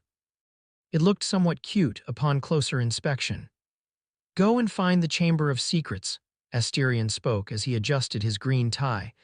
The bat nodded obediently and transformed into thousands of bats, which soon disappeared, but Asterion knew they were only invisible in the room. Opening the door of the room with a spell, Asterion let the thousands of invisible bats out and closed the door to the room again.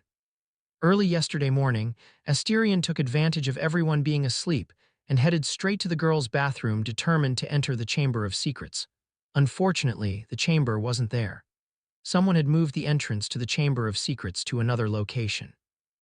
As for who, there was only one option: Voldemort. Besides himself, he was the only descendant of Slytherin in this castle. But Asterion had to admit that the man worked fast. Knowing that the Sorting Hat would likely inform him about the Chamber of Secrets, the Dark Lord wisely moved the chamber to another location. But it was a move destined to only delay the inevitable. He would find the Chamber of Secrets sooner or later. Seeing that he was properly presentable in the mirror's reflection, Asterion nodded satisfactorily and left the room with his wand in its holster. He had Transfiguration class in the morning together with the Gryffindors. Asterion had to admit that releasing his bats was a smart move. Besides searching for the Chamber of Secrets, the bats also served as guides. He soon arrived back at the cafeteria. Besides him, there were 4 other awake students eating, 2 from Ravenclaw, 1 from Hufflepuff, and 1 from Gryffindor.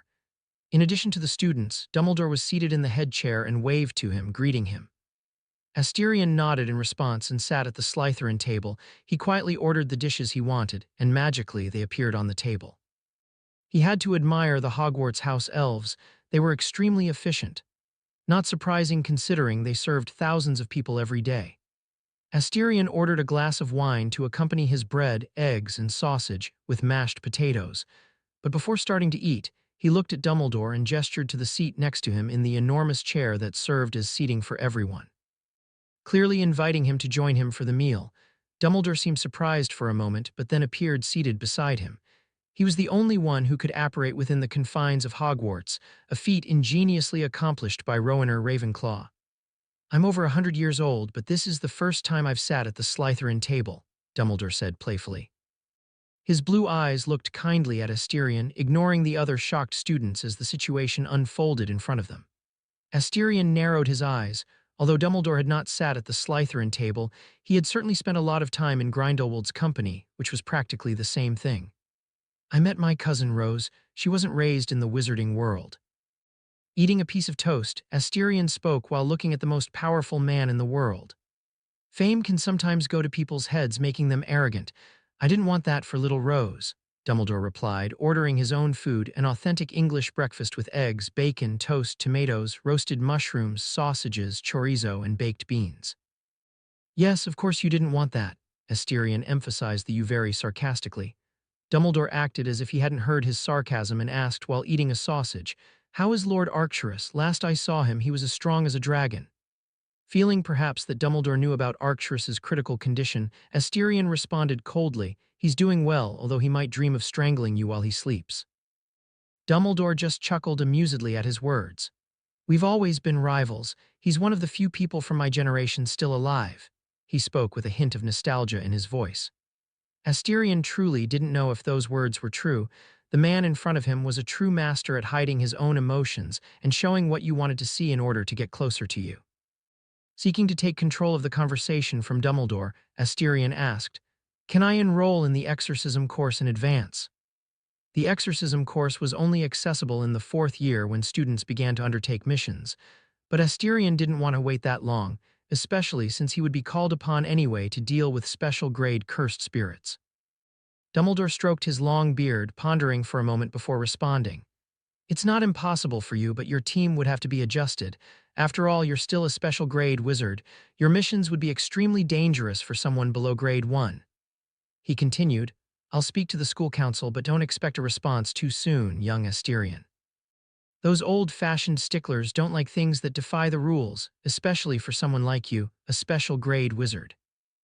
Asterion scoffed coldly at the man's words, but he knew Dumbledore wasn't lying. The more powerful someone was, the more guarded the people of this country would be, especially after the war 13 years ago, where the wizarding population in England dropped by almost 30%.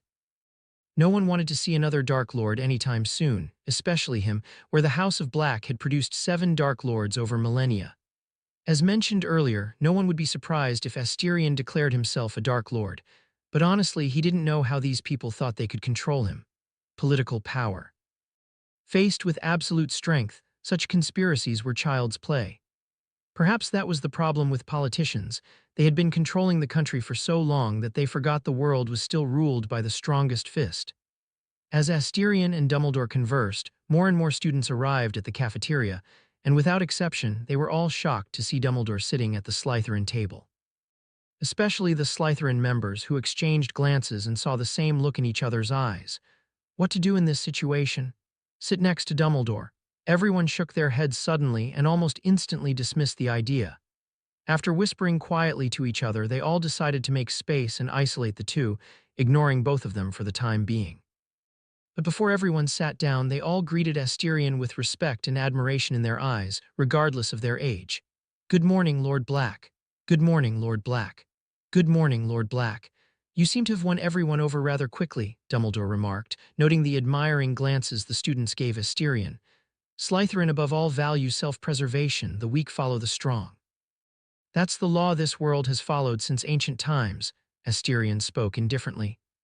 "Blindly following a person isn't conducive to good. After all, we are human and we make mistakes much more than we'd like," Dumbledore offered his opinion, looking deeply at Asterion. "If a ruler is powerless, it will be reflected in their governance. Incompetence leads to ruin, ruin leads to death and destruction," Asterion countered, staring at the man without flinching. "No one likes to be controlled so deeply. It's inevitable that someone will rise against the system," Dumbledore spoke calmly. "That's inevitable, but when everyone receives benefits, the majority will ignore the minority. When everyone is satisfied, no one wants to pay attention to others." Asterion knew very well that human nature is inherently selfish. Everyone feels pity for someone, but few are willing to step out of their comfort zone to help someone in need. Dumbledore remained silent and looked at Asterion with his particularly bright blue eyes at that moment. Dumbledore finished his meal and apparated to the teacher's table. As soon as Dumbledore left, all the Slytherins sighed with relief. Sitting next to the enemy of their parents was not a pleasant feeling. It seemed like they were sitting on pins. They could barely stay still in their seats. Asterion felt an intense gaze upon him and looked towards the teacher's table, more precisely at the man with oily black hair and a particularly pronounced nose. Severus Snape, the potions professor. Asterion didn't know what the man was thinking, nor did he care. As a double agent like himself, the Black Heir held a slight disdain for him. It wasn't because of Snape's choices, but rather due to what he naturally felt as someone who desired to reign. To a king, what he detested most was traitors. But at the same time, he wouldn't antagonize the man. He was nothing more than a chess piece destined to be discarded sooner or later. It was futile to harbor resentment for the dead. Chapter 46, Classroom 2. When Asterion continued to eat, Daphne and Tracy sat on both sides of him, preventing certain girls from getting close to him. Pansy clenched her teeth watching this, the bread she was holding practically twisted in her hands. If the bread were conscious, perhaps it would lament its sad fate. It wasn't enough to be devoured, it had to suffer such torture.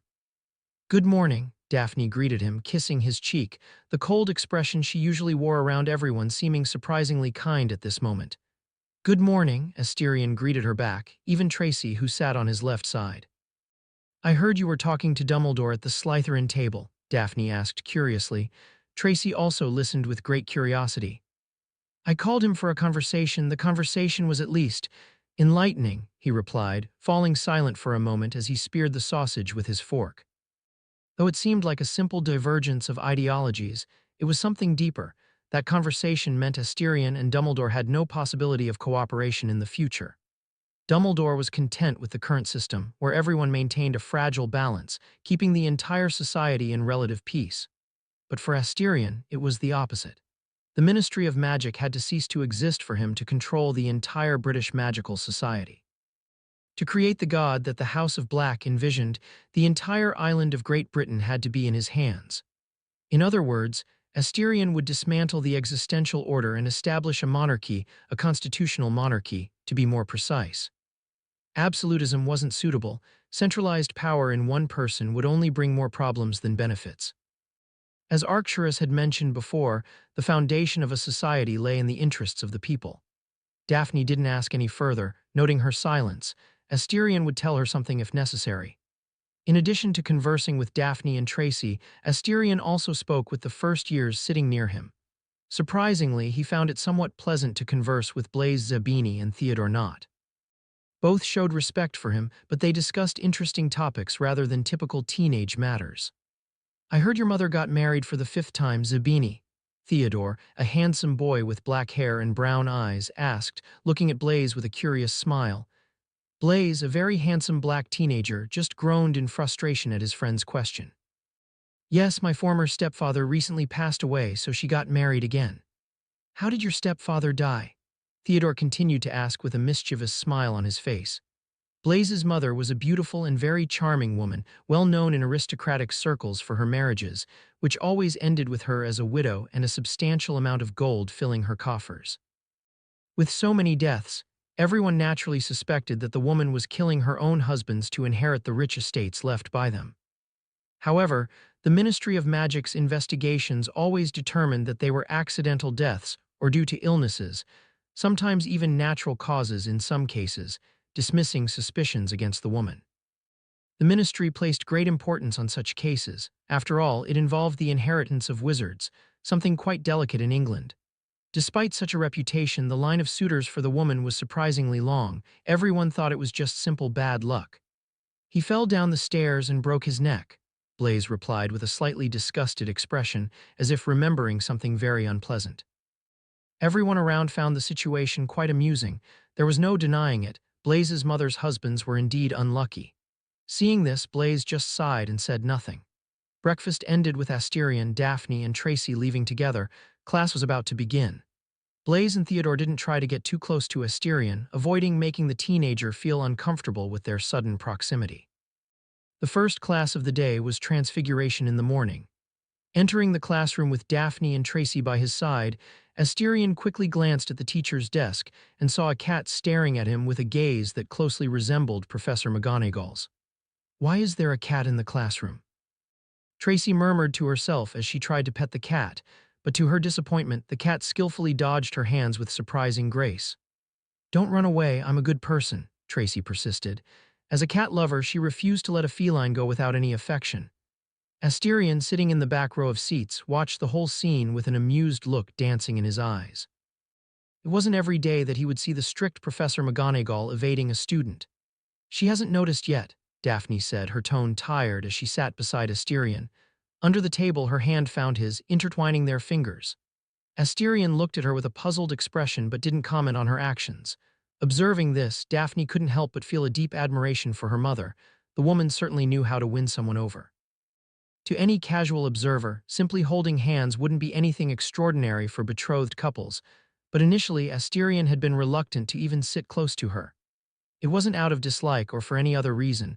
Her fiancé simply didn't feel comfortable around strangers, including herself, his fiancée. After sharing the situation with her mother, Helena tasked Daphne with a mission to approach Asterion cautiously.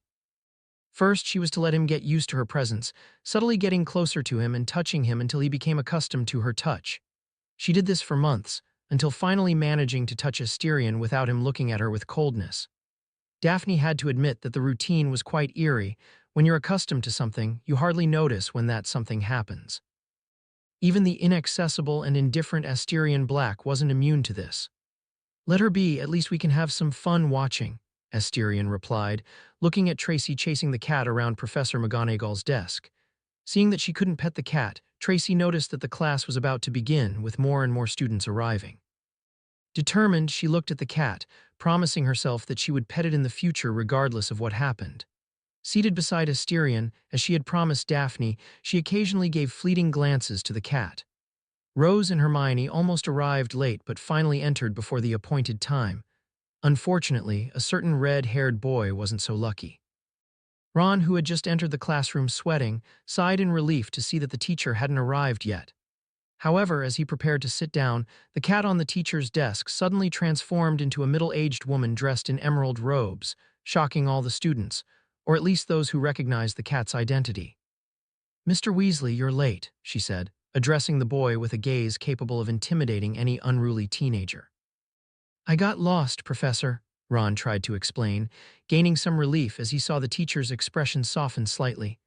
After all, it wasn't uncommon for a first-year student to be late with Hogwarts' numerous confusing staircases. "You'd better not be late again, or I'll turn you into a pocket watch," she warned the boy with a cold look. McGonagall looked at the class with seriousness, her gaze briefly stopping at the frightened Tracy, but she continued after a brief pause. "Before we proceed with the lesson, I must inform you that transfiguration is one of the most difficult and dangerous branches of magic. A simple mistake can turn something harmless into something perilous. Therefore, while you're in my class, I demand absolute attention, or I won't hesitate to expel the inattentive for an entire year."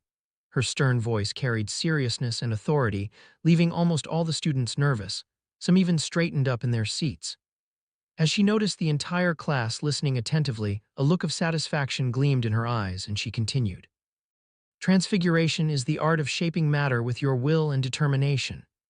While Professor McGonagall taught the basics of transfiguration, in the back of the classroom, Tracy complained to Daphne and Asterion. "You didn't tell me about Professor McGonagall.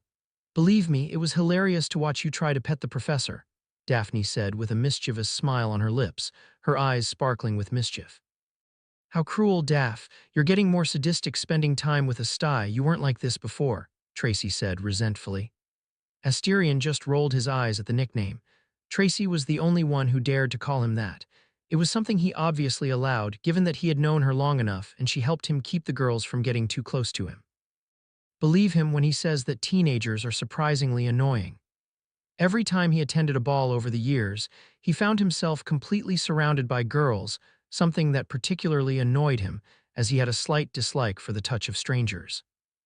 "It's better to focus on the class. The professor has already started to notice your whispers," Asterion murmured discreetly to the girls while keeping his eyes on the lesson, efficiently taking notes of Professor McGonagall's words. He would never let the words of a transfiguration master like Minerva McGonagall, who had won several international awards, pass him by. Daphne and Tracy stopped their discussion and focused on the lesson. Chapter 47, Classroom 3. While taking notes during transfiguration class, Asterion felt one of his bats had been killed. The last image transmitted to him was of a tall, muscular teenager with black hair and blue eyes. Even though 3 years had passed, he recognized the one person who lacked magical energy, Neville Longbottom. Asterion furrowed his brow, trying to recall Neville at the sorting ceremony, but found he wasn't there. Yet, clad in red and gold robes, the eldest Longbottom had been sorted into Gryffindor, but he shouldn't have been, for he lacked magical energy and wasn't even qualified to enter Hogwarts in the first place, unless Dumbledore needed another squib like Finch. Interesting. With the pen placed against his lips, Asterion displayed a slightly sadistic look. Dumbledore must have really pulled some strings to let Neville into Hogwarts. Don't think the prejudice against Neville was exaggerated. In a society based on magical supremacy, someone without magic was extremely discriminated against. Many squibs weren't even worthy of being recorded in the family tree. As Asterion pondered deeply, unaware that Daphne and Tracy were staring at him intently. "Your fiancé is dangerous, Daph," Tracy murmured, feeling her heart race faster. Despite spending a lot of time with Asterion, she wasn't immune to that devilishly handsome appearance. Especially when he wore that wicked expression on his face, which made him ridiculously sexy, just like the villains in the erotic novels she secretly read away from her mother's prying eyes. "I have to stop falling in love with the villains in books, but it's not my fault. The protagonists lack so much charisma and are only slightly handsome," Tracy thought with a helpless look in her brown eyes. Daphne agreed with her friend's words, but at the same time she found it incredibly exhausting to keep the girls away from Asterion. It wasn't just once or twice that she had to have a private conversation with the Slytherin girls. Although she felt her efforts were futile, the girls seemed to agree with her words, but deep down, they probably thought completely differently. Having a handsome and incredibly powerful fiancé had proven incredibly difficult, but she wouldn't give up. Asterion was hers by right, and she wouldn't let any excited bitches get near him. "Your first lesson is to transform this matchbox into a needle," Professor McGonagall spoke as dozens of matchboxes flew into the air with a wave of her wand. Each matchbox landed directly in front of each student. The closer to the perfect appearance of a needle, the more points you'll earn at the end of the lessons, she continued, her intense gaze sweeping over each teenager in the classroom. Everyone nodded and drew their wands, chanting the incantation taught by Professor McGonagall, Commutaire. Obviously, there were no changes in the matchboxes. Wrong, you have to believe. The key word is believe. If you don't believe you can do it, neither will magic. Passing by a Slytherin student, Professor McGonagall patiently explained, regardless of the fact that the boy was from a rival house. After that, she went from table to table, helping the students, regardless of their house. Perhaps that's why Professor McGonagall was popular in all four houses despite her strict demeanor. Rose, next to Hermione, gently waved her wand and silently muttered the incantation. Instantly, the matchbox changed its square shape, narrowing and then rounding, and a silver needle appeared on the table. 10 points to Gryffindor. Looking at the perfectly silver and pointed needle, Professor McGonagall exclaimed aloud. Excellent work, Miss Potter.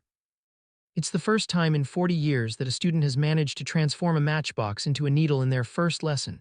Professor McGonagall expressed her appreciation in her words. Thank you, Professor, Rose responded with a smile. Keep it up, Miss Potter, but try to challenge yourself.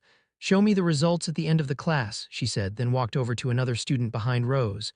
Hermione looked at Rose with a spark shining in her eyes. I won't lose, Rose, the girl said resolutely. Then let's compete to see who earns more points by the end of the month, Rose suggested, leaning her head on her hand with a playful look. She truly appreciated Hermione. Instead of feeling envious like other girls, her friend aimed to better herself. This was rare for Rose, who had always been the target of other girls' envy because of her appearance. Having a genuine friend for the first time was a breath of fresh air. At the back of the classroom, Asterion transfigured the matchbox into a needle on his first attempt. It wasn't a challenge for him in the first place. He already had plenty of experience in such matters, especially in creating cursed spirits in the form of objects like swords and armor. Transfiguring a matchbox into a needle wasn't difficult for him at all.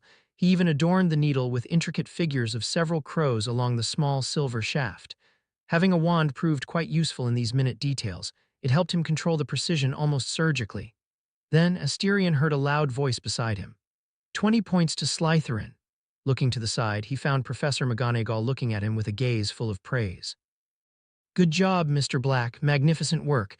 If you weren't a first year, I would have suspected I was looking at the work of a fifth-year student, she spoke, sparing no compliments.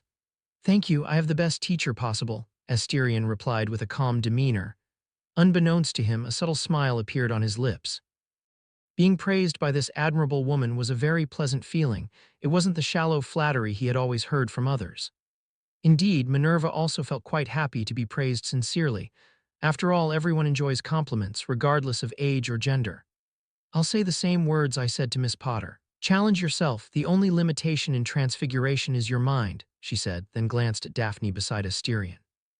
She looked at the needle, which could hardly be considered a needle, and said, 5 points to Slytherin. Miss Greengrass, you didn't focus enough during the transfiguration process. Remember, focus is crucial during transfiguration. Any mistake will reflect in what you're trying to transfigure. The woman explained the errors Daphne made with a stern voice. Thank you, Professor, Daphne sincerely thanked her. After the professor left, Tracy looked at the two and spoke nonchalantly. You two are monsters. I could only briefly change the matchbox. For Asterion, such a result is normal given his inherent technique. Mine is also quite favorable for transfiguration, but the real monster is Rose Potter. Her inherent technique isn't directly related to transfiguration, yet she can transfigure on the first try. That insane control over magical energy is really hard to imagine, Daphne murmured, still feeling amazed by the performance of the six-eyed bearer. With the help of those eyes, she was practically born for transfiguration with her subatomic control over magic.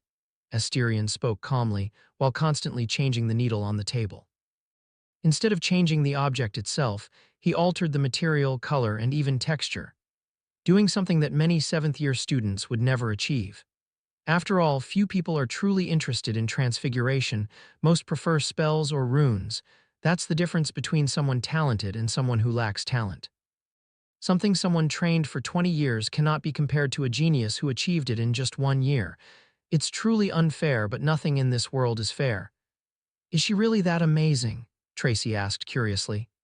Give her a month, and with her control, she could probably transfigure you into a noodle, Daphne joked, looking at her friend with a mischievous grin. Even though Tracy knew Daphne was joking, she felt a chill run down her spine. I think I won't be getting too close to her, she said with a smile that was slightly unnerved. Asterion rolled his eyes at the girl's banter and focused on the lesson. Transfiguration class ended about 2 hours later. Rose earned 25 points for Gryffindor, Asterion 30, Daphne 10, and Hermione 10. This added up to 40 points for Slytherin and 35 for Gryffindor. Almost inevitably, the classroom divided into two sides. On one side, the Slytherin students, and on the other, the Gryffindor students, each trying to outdo the other. Asterion realized that the school seemed to be fostering this division on purpose. However, this separatism between the houses was something more serious. It could become something bigger if not handled well. Nevertheless, all students had only 10 minutes to get to the next class, which posed a challenge for the first years. The Slytherins were lucky to have Asterion guiding them to the dim and damp potions classroom. Asterion didn't like the dark and humid atmosphere of the potions classroom, nor did he like the subject at hand. Potions were not something he wanted to get involved with. He was terrible at those magical recipes. Potions, alchemy, and predicting the future were areas he wanted to stay away from. He couldn't stand still in front of a cauldron or involve himself in the complicated processes of alchemy. Predicting the future was something he especially detested, especially after the encounter with Grindelwald at his birthday party. That chilling smile on the man's face while he clapped still sent shivers down Asterion's spine. But make no mistake, although he was terrible at making potions, he recognized the value of potions that could potentially save his life at some point. He kept a stock of vials containing a variety of potions in the stomach of a cursed spirit specially created to hold things. Though it cost a considerable amount of gold, he was wealthy and cared little for the expense, even if it amounted to tens of thousands of golden coins. Fortunately, during this potions class, his fiancée was an excellent practitioner of the discipline, which was to be expected given her background in the Greengrass family. When all the students arrived promptly in the classroom, a man whom Asterion almost thought was Batman entered, dressed in a long dark cloak that seemed too large. His hollow, dark eyes watched everyone, his gaze briefly stopping at Rose before continuing until it landed on Asterion, who looked back at him with an indifferent and particularly cold stare. I do not expect you to understand the beauty of potions. This branch of magic performs true miracles in the form of liquids. I can change your appearance, make you experience love, save you when you are dying, even manipulate your luck. In this class, you will not simply wave your wands stupidly. You will follow my orders, and if you do not, you had better be prepared for the consequences. Snape's cold voice echoed through the dark and damp classroom, making the students feel slightly frightened by the eerie atmosphere and even more unsettled by him. The sound of people swallowing was particularly audible in this silent environment. Asterion didn't conceal his dislike on his face. If Minerva McGonagall was a teacher worthy of the sacred title of educator, Severus Snape was the opposite. The man shouldn't be teaching anyone, let alone children. The disinterest in his voice was as clear as the bitter man's monotonous life. Snape picked up a parchment with the names of the students and began the roll call. As he looked at a specific name, he directed his cold gaze towards Rose. "Oh, a celebrity, the girl who lived, what an honor," he said with obvious sarcasm in his voice. Rose simply smiled widely at the professor's words. "Sorry, I don't give autographs to humanoid bats," she replied, her own sarcasm not concealed. With Rose's voice echoing, everyone, regardless of their house, turned their gazes towards her with veiled admiration on their faces. Snape's face twitched slightly. "Minus 10 points for Gryffindor for answering back to the professor," Snape said, looking coldly at Rose. "You might as well take all the points at once, because every time you speak I'll respond right back," Rose replied, smiling broadly, her hands behind her head. Her incredibly blue eyes stared at Snape with clear amusement dancing in them. They both stared intensely at each other, but Snape finally looked away. Asterion didn't know if the man would be as brave once he realized he had offended a special grade witch, news that probably had already spread in aristocratic circles. Women could be especially vengeful. Bellatrix was a clear example of that. She had killed Rodolphus's mistress and child in front of the patriarch of the Lestrange family. Snape still didn't know who he was dealing with. Rose didn't seem like someone who would tolerate injustices quietly. The class continued as normal, with Gryffindor losing more and more points for every basic mistake made. On the other hand, Daphne earned more points, while Asterion only assisted her with the potion ingredients. Another person earning points was Draco's twin sister, Doria Malfoy. Speaking of Doria, the teenager was practically a copy of Narcissa, both in mannerisms and in her innate arrogance. Asterion didn't sense any trace of negative magical energy in the girl, which meant she didn't practice the simplified inherent technique of the Black family, but rather the inherent technique of the Malfoy family. It was mostly a passive ability, aimed at seeing luck and even manipulating it to some extent. The ancestor of the Malfoy family in France had performed true miracles with this technique, but in the hands of Lucius Malfoy, this ability hadn't worked out very well, as the losses he suffered and continues to suffer in the 13-year war still haunt him to this day. Like her twin brother, Doria looked at Asterion with clear dissatisfaction in her blue eyes, but didn't dare to reprimand him, perhaps due to her father's orders. As for the siblings' dissatisfaction, Asterion was very clear. Both resented him for taking Narcissa away from them, which was contradictory because neither of the twins cared about their mother until they finally realized how much they missed her. Only then did they demonstrate resentment towards Asterion. On the Gryffindor side, Hermione showed a certain talent for potions. The potions she brewed were acceptable, but Snape never awarded any points to the brown-haired girl. This deeply irritated Hermione, but unfortunately, her resentment meant nothing in the face of Snape's pleasure in punishing Gryffindor for the slightest mistake. The disgust Asterion felt for Snape deepened even further. He ardently wished to send Baskerville to devour the piece of trash that was the man, but he held back in the end. Creating a murder scandal on the first day of class wasn't something he desired. Perhaps in the second or third week, however, Hermione's friend didn't stay silent about what was happening. Rose didn't miss the chance to mock Snape, making the professor's cold face appear even more expressionless. This forced the man to use his occlumency skills to the fullest, not showing any emotion in the face of the white-haired girl's sarcastic comments. After 2 hours of class, all the students, even those from Slytherin, couldn't stand being in that environment anymore and almost ran out of the classroom. As it was lunch break, everyone headed to the cafeteria. The Gryffindors were unusually silent.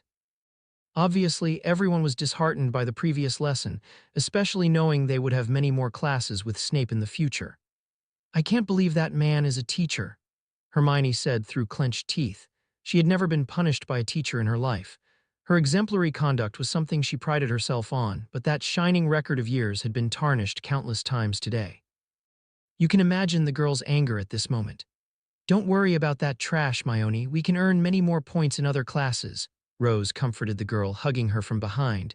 Since Hermione was smaller than Rose, she fit perfectly in the white-haired girl's arms. Hermione's cheeks flushed with the sudden embrace, but she didn't pull away from her friend. "Still, the points we earned in Professor McGonagall's class disappeared, and Slytherin is at the top of the house standings. At this rate, we'll lose the house cup," Hermione murmured, still dissatisfied with the treatment she received from Snape. Rose just laughed and didn't mind, continuing to comfort her friend regardless of the people around her. In the cafeteria, Asterion, Daphne, and Tracy sat at the Slytherin table to eat, and as they were about to start eating, they saw a white-haired teenager walking towards the Slytherin table and sitting down, regardless of the shocked looks from everyone in the cafeteria. "Little Star Tilda," Rose greeted Asterion with a smile. When she said that, everyone at the Slytherin table grimaced, and when someone was about to laugh, a friend next to them reminded them and held back the laughter. Asterion couldn't help but want to punch Rose's pretty face. The girl knew exactly how to irritate him. "What do you want, Snowflake?" he said coldly, looking at her. He just wanted to finish this conversation quickly and eat.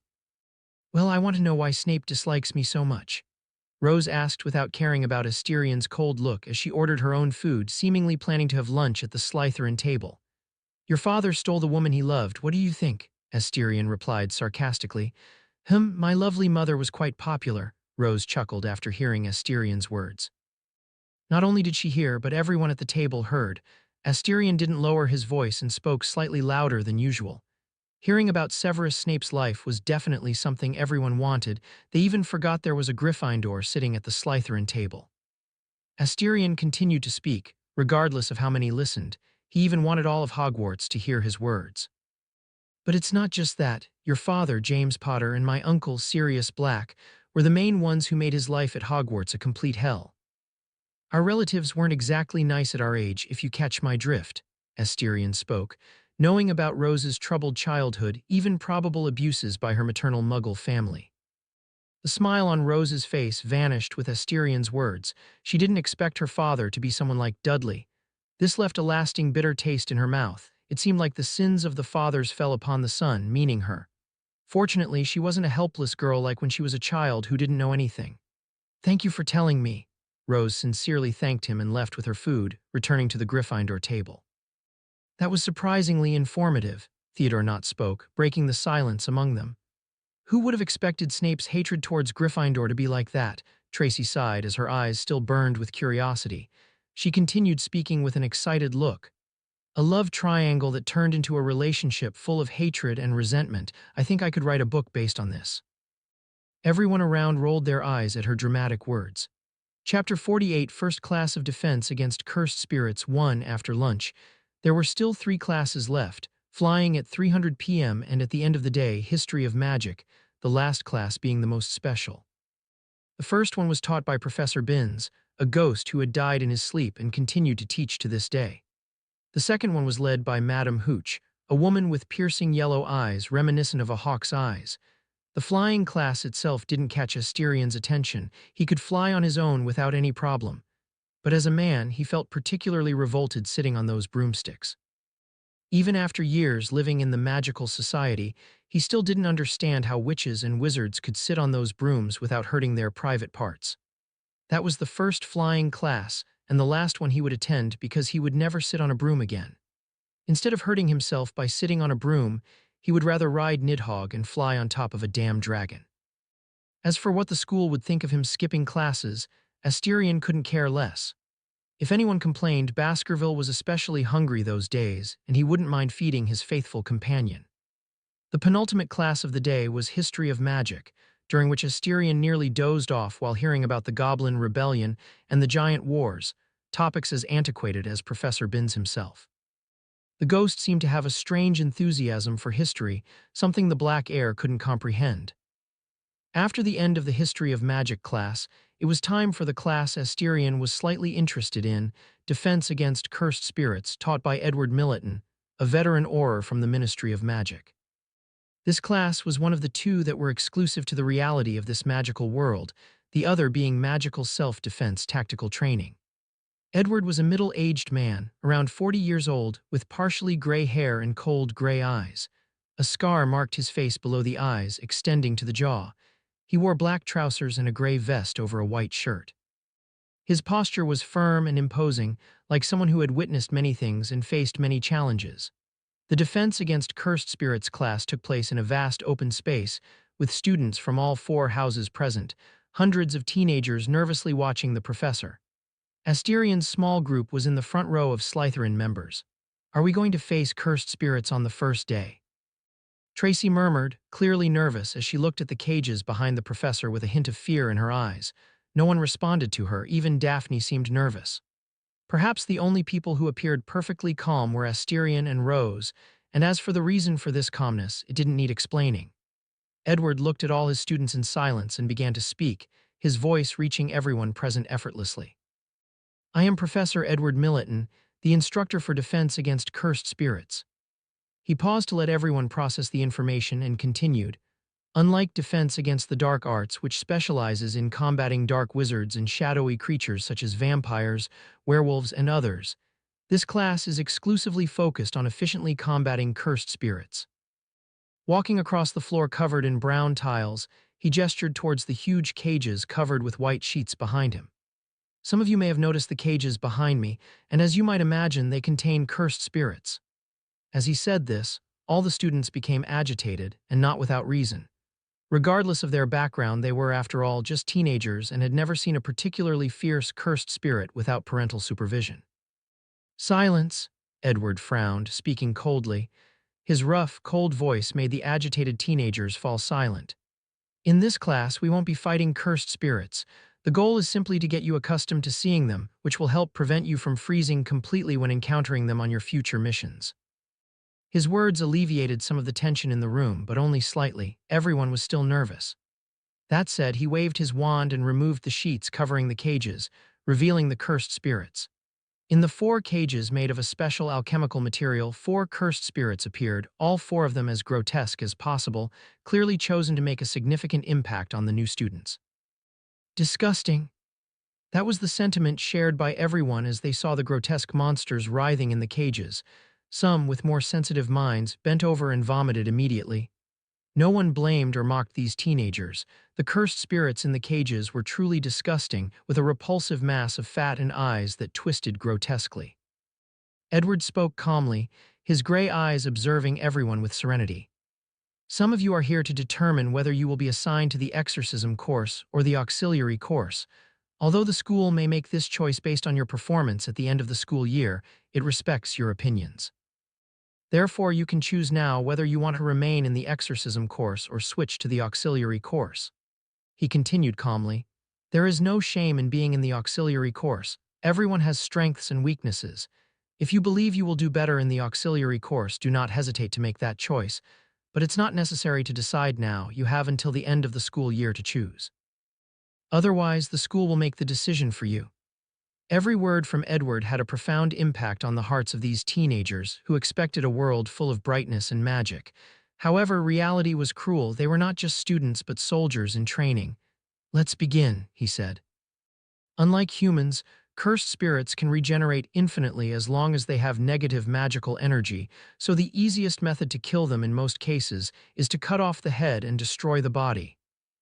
But it's not a mandatory rule. Some may still survive even with their body cut into 4 parts. Edward continued his lecture regardless of what the students were thinking. To provide an example, he drew his wand and incanted a spell towards the cursed spirit in the cage. A red flash appeared at the tip of Edward's wand and struck the cursed spirit, exploding a significant portion of the creature, splattering purple blood to the sides, staining the ground with a purple hue, and a putrid smell hung in the air. Such a bloody scene left all the students pale, but they all looked with a certain curiosity as the monstrosity regenerated extremely quickly, and within seconds it seemed intact again, as if nothing had happened. Indifferent to the bloody scene, Edward lowered his wand and explained sternly, "That's the healing factor of cursed spirits, so when you're on a mission, never let your guard down under any circumstances, as like any living creature, cursed spirits also have a basic instinct for self-preservation." Listening to the entire lecture and vivid example, Asterion nodded in satisfaction. Edward was worthy of being a veteran Auror. The man knew how to teach survival without kind and flowery words. The reality was much crueler, as the man personally demonstrated. "He's a good teacher, not a charlatan with blonde hair and impeccably white teeth," Asterion said to his small, private group, not forgetting to ridicule a certain plagiarizing writer. Though they didn't quite understand the second part, everyone nodded in agreement with his words. They could also see that Edward was a good teacher. He didn't hesitate to expose cruelty and blood to the new students, shattering the beautiful illusion that teenagers had about the wizarding world. Next chapter, Chapter 49, First Class of Defense Against Cursed Spirits, 2, Chapter 50, Request 1, Chapter 51, Request 2, Chapter 52, A Treacherous Game of Chess 1, Chapter 53, A Treacherous Game of Chess 2, Chapter 54, A Treacherous Game of Chess 3. Chapter 55, A Treacherous Game of Chess 4, Chapter 56, Magical Self-Defense Tactical Training Class 1, Chapter 57, Magical Self-Defense Tactical Training Class 2, Chapter 58, Magical Self-Defense Tactical Training Class 3. Chapter 59, Magical Self-Defense Tactical Training Class 4, Chapter 60, School Council, Chapter 61, Mission 1, Chapter 62, Mission 2, Chapter 63, Mission 3, Chapter 64, Mission 4, Chapter 65, Mission 5, Chapter 66, Consequences of the Attack 1, Chapter 67, Consequences of the Attack 2, Chapter 68, Invasion of Hogwarts 1, Chapter 69, Invasion of Hogwarts 2, Chapter 70, Invasion of Hogwarts 3, Chapter 71, Invasion of Hogwarts 4, Chapter 72, Invasion of Hogwarts 5, Chapter 73, Invasion of Hogwarts 6.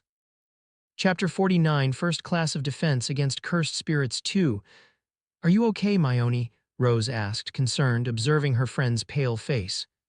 "Just shocked by everything," Hermione whispered, looking at the purple blood spreading with a repugnant sound. She knew about cursed spirits, but she had only seen small and insignificant ones until now. witnessing one so grotesque up close, and the bloody scene deeply impacted her. For the first time, she felt that the wizarding world wasn't as bright as she had previously imagined. It was a world based on blood and power, cold and prejudiced against people like her. However, the curly-haired girl didn't let herself be frightened for long. She had the determination to stand firm in this world, and she would. She didn't want to be just another statistic reported on TV and would protect her parents. "Rose, have you seen worse?" Hermione asked without taking her eyes off the cursed spirits in the cages. "Yes, much worse. These monsters are truly disgusting when they're devouring people." Rose didn't hold back and spoke calmly. In her eyes, it was much better for Hermione to get used to the concept of death as soon as possible to avoid accidentally harming herself in the future. Hermione seemed to take a deep breath, clenching her fists as she spoke. "Rose, can you help me get stronger?" "I won't go easy on you, Myoni," Rose said, looking at the girl with a smile. "No need to go easy," Hermione replied determinedly. Rose smiled and continued to listen to the professor. "Each house form a line and approach the cages," Edward ordered coldly, regardless of the pale faces of the teenagers. "In the Slytherin line, don't you dare vomit on me, Zabini," Theodore taunted his friend with a challenging look. "Those are my words," Blaise replied calmly. "Boys are so childish," Tracy murmured, rolling her eyes as she watched the two. Beside her, Daphne nodded in agreement as she approached Asterion, seeking some comfort as she leaned her body against his. Unfortunately for her, Asterion simply coldly withdrew and said, "Daphne, I understand it's scary, but you must face your fears head-on. Seeking comfort won't save you in the future." Daphne felt abandoned upon hearing his cold words. Although she knew he said it for her own good, she still looked at her future husband with resentment and turned her face away, refusing to meet his gaze. Then Daphne and Tracy muttered quietly to each other, casting critical glances at Asterion. Asterion simply shrugged, indifferent. He wouldn't go easy on her just because she would be his wife. On the contrary, he would be especially demanding of her. Although Daphne's chances of becoming a special grade witch were slim, they were much higher than most witches. With rigorous training and a bit of luck, Daphne would have a significant chance of achieving that status. The first in line from Slytherin was Asterion, who looked boredly at the cursed spirit. Unlike the other first-year students, he was familiar with cursed spirits, especially with the horrible taste they left behind. "I heard of your work exorcising special-grade cursed spirits, Lord Black," Edward said, looking at Asterion with hidden admiration behind his stern gaze. "Not as good as I hoped," Asterion murmured, staring coldly at the cursed spirit. Suddenly, the image of 20,000 bodies flooded his mind, and for a brief moment, his bloodlust leaked out, drastically lowering the temperature around him. The students around felt a sudden chill and rubbed their arms, puzzled by the sudden drop in temperature. "Lord Black," Edward spoke with a tone louder than usual. Asterion snapped out of his reverie and looked apologetically at the man, suppressing his bloodlust. "Professor, will these images ever disappear?" Asterion asked in a low voice. After that, one by one, everyone faced their fears head-on. Some were terrified, others vomited again at the sight of a cursed spirit up close, while some tried to appear calm or at least controlled. But Asterion doubted that any student present would dream of anything good tonight. This was a truly memorable experience for everyone. The class ended with the last person facing the cursed spirits. "The next defense against cursed spirits class will be in a month, by which time you will probably have learned some lethal spells from Professor Flitwick," announced Edward, his voice echoing and capturing everyone's attention. A shared thought formed in the minds of the students. "We're going to fight cursed spirits." "Yes, it's exactly as you're thinking. You'll be facing cursed spirits," confirmed Edward, as if he were reading their minds, his cold voice reinforcing everyone's concerns. He continued regardless of the incredulous expressions on their faces. "Before you go, I'll give you a tip. Instead of socializing and playing with friends, I advise you to study well. Because I'll only help you when your life is at risk, which means I'll remain indifferent to broken bones and fractured ribs." Everyone swallowed hard upon hearing this. They definitely wouldn't die, but the prospect of getting hurt was almost a certainty in the professor's words. It terrified them completely. No one wanted to end up with a broken arm or leg, especially while fighting cursed spirits. Unconcerned with the students' reaction, Edward left without looking back, leaving behind hundreds of students alone with the cursed spirits still in the cages. The atmosphere became even more tense and frightening. The outdoor classroom quickly emptied out, with students practically running outside, even with the cursed spirits still trapped. No one wanted to be near them without a teacher present. Asterion almost laughed, seeing everyone panicked, thinking they would have to face a powerful cursed spirit. He was almost certain they would be grade 4 or 3 cursed spirits, nothing too dangerous, but the students didn't seem to think so. "Daff, I'm going to study hard from now on," said Tracy, wiping the sweat from her forehead. She was clearly nervous about the class next month. Daphne beside her also didn't seem calm at all. The news came very suddenly, and she was still processing the whole situation, even though she was almost a grade 1 witch. It showed how lack of experience could affect even someone with some training like her. Even the most talkative in the group, Theodore, was silent, thinking about the next class. Blaze seemed to be the calmest of the group, his expression remaining serene despite the tense atmosphere. "They can't do this. If something happens to me, I'll tell my father," exclaimed a loud and fearful voice, causing everyone to look at the platinum blonde teenager with a strange look. "If I were your sister, I'd break off my engagement," Tracy said with a playful tone, the teenager managing to change the entire atmosphere of the class with her sudden outburst. Daphne looked at Draco and shook her head, thanking Merlin that her husband would be Asterion, not Draco. Although Asterion seemed cold most of the time, she knew that behind that icy exterior, he was a lovely and loving marshmallow with his own family. Compared to the spoiled Draco, Asterion was the perfect husband in her eyes, powerful, handsome, coming from a powerful family and loving in his own cold way. The other members of Slytherin couldn't help but look strangely at the Malfoy heir. So what if his father was part of the school board? This was Hogwarts. Even the most powerful wizard in the world couldn't control it, let alone his father. Doria Malfoy even distanced herself from her twin brother when she noticed the look she was receiving. She glanced irritably at Draco and remained silent. Even if she said something, he would ignore her. It had always been like that. Her father, Lucius, always favored Draco over her despite her showing more talent. But in his eyes, she was just a girl who would marry and leave the family. Next, 3 weeks later. In the Hufflepuff common room, a young adult was holding her own purple hair in frustration. "Why is it so hard to talk to him?" Tonks lamented, collapsing onto the couch, her voice laden with helplessness and sadness. Her hair changed color from purple to gray. She had tried to reach out to her cousin, but he spent most of his days in the Slytherin common room, and when he wasn't there, he was in the library in the forbidden section where she couldn't enter. During classes, they couldn't meet since she was in her 7th year and he was in his 1st. It was as if fate was conspiring to keep them apart forever. Tonks didn't want to resort to it, but she was considering breaking into the Slytherin common room, which was a terrible idea. If caught, all Slytherins would be her enemies, and she might even be expelled for breaking one of Hogwarts' most important rules. Biting her nails anxiously, she made a decision: screw the consequences. Her hair suddenly changed from gray to pink. Tonks stood up, leaving the Hufflepuff common room, and suddenly changed her appearance, transforming into a Ravenclaw student. She walked through the corridors of Hogwarts in search of a Slytherin, something she had never imagined herself doing. After a while, she spotted a platinum blonde teenage girl with an arrogant demeanor.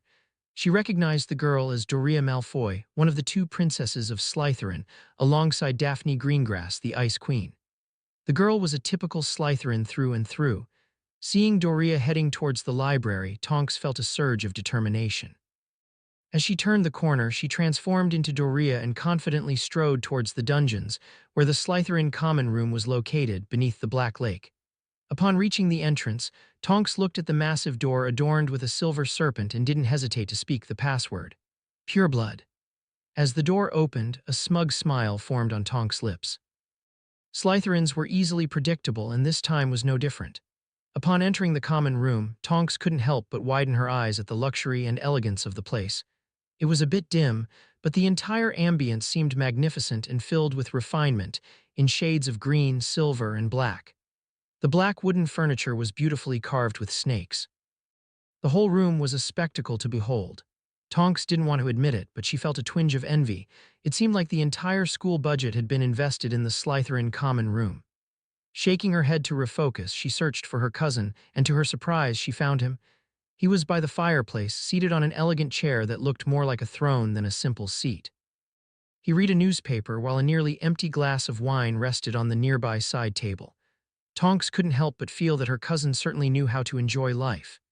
At the same time, she couldn't help but notice that he looked like one of those villainous princes that would make any teenager fall for the bad boy vibe.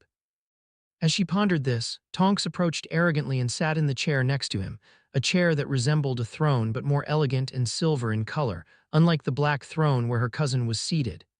Asterion noticed her presence and furrowed his brow in confusion. "Hello, Asterion," she said with a sweet and gentle voice, like a teenager vaguely expressing her crush. Tonks was secretly proud of her performance. She felt like she deserved an Oscar. But his next words made Tonks' body stiffen, her presumption disappearing as quickly as it came. "You're not Doria." Asterion couldn't help but feel a certain amusement with the situation before him. "So, who are you?" Closing the newspaper, Asterion asked, his eyes shining with slight interest. He observed the fake Doria and noticed that her magical aura was similar to Doria's, but Doria Malfoy herself didn't like him, so it was impossible for her to speak in that tone with him, especially sitting on the throne he had prepared for Daphne beside him. Hierarchy in Slytherin was strict, and such an act of disrespect would not be tolerated. Suddenly, to his surprised eyes, Doria's appearance began to undergo an impressive transformation. Her body changed, first in height, then in skin color, followed by facial features, and finally her hair. Asterion watched the transformation with interest. In place of the blonde emerged a young adult with purple hair and black eyes. She bore a certain resemblance to someone he knew, especially in the cheekbones. Asterion recognized the process. The young woman was a metamorphmagus, a talent that seemed to commonly appear in the Black family. A very powerful talent for infiltration and combat, as it could alter even the body's composition, making it as hard as steel or as light as a feather. The young woman had a somewhat embarrassed smile, which Asterion could understand. "If you wanted to get close to me, you should have chosen my fiancé or Tracy. Both are close to me, unlike Doria, who hates me to the core," commented Asterion as he finished the last sip of wine in his glass. "But it didn't seem like she hated you in the occasions I saw you two together," the woman asked, confused. "Well, Slytherin has a rule to be united outside the common room. Conflicts should always remain within the common room." The young woman opened her mouth, surprised and unsure of what to say. "So, who are you?" Asterion asked again, his red eyes shining slightly as he observed the young woman beside him. Nymph squirmed in her chair and spoke with an embarrassed tone. "I know it must be strange, but I'm your cousin, Nymph Tonks." Asterion's expression remained unchanged. "Aren't you surprised?" Nymph asked, noticing his lack of reaction to the revelation. "I have many cousins, Miss Tonks. One more is not so surprising," replied Asterion, reaching for a bottle of wine from the shadow beside him and refilling his glass. "But let's talk about you. Why did you come to me?" Swirling the glass in smooth, circular motions, he asked, looking at her with his red eyes. Honestly, he already knew who Nymph was, or rather Nymphadora.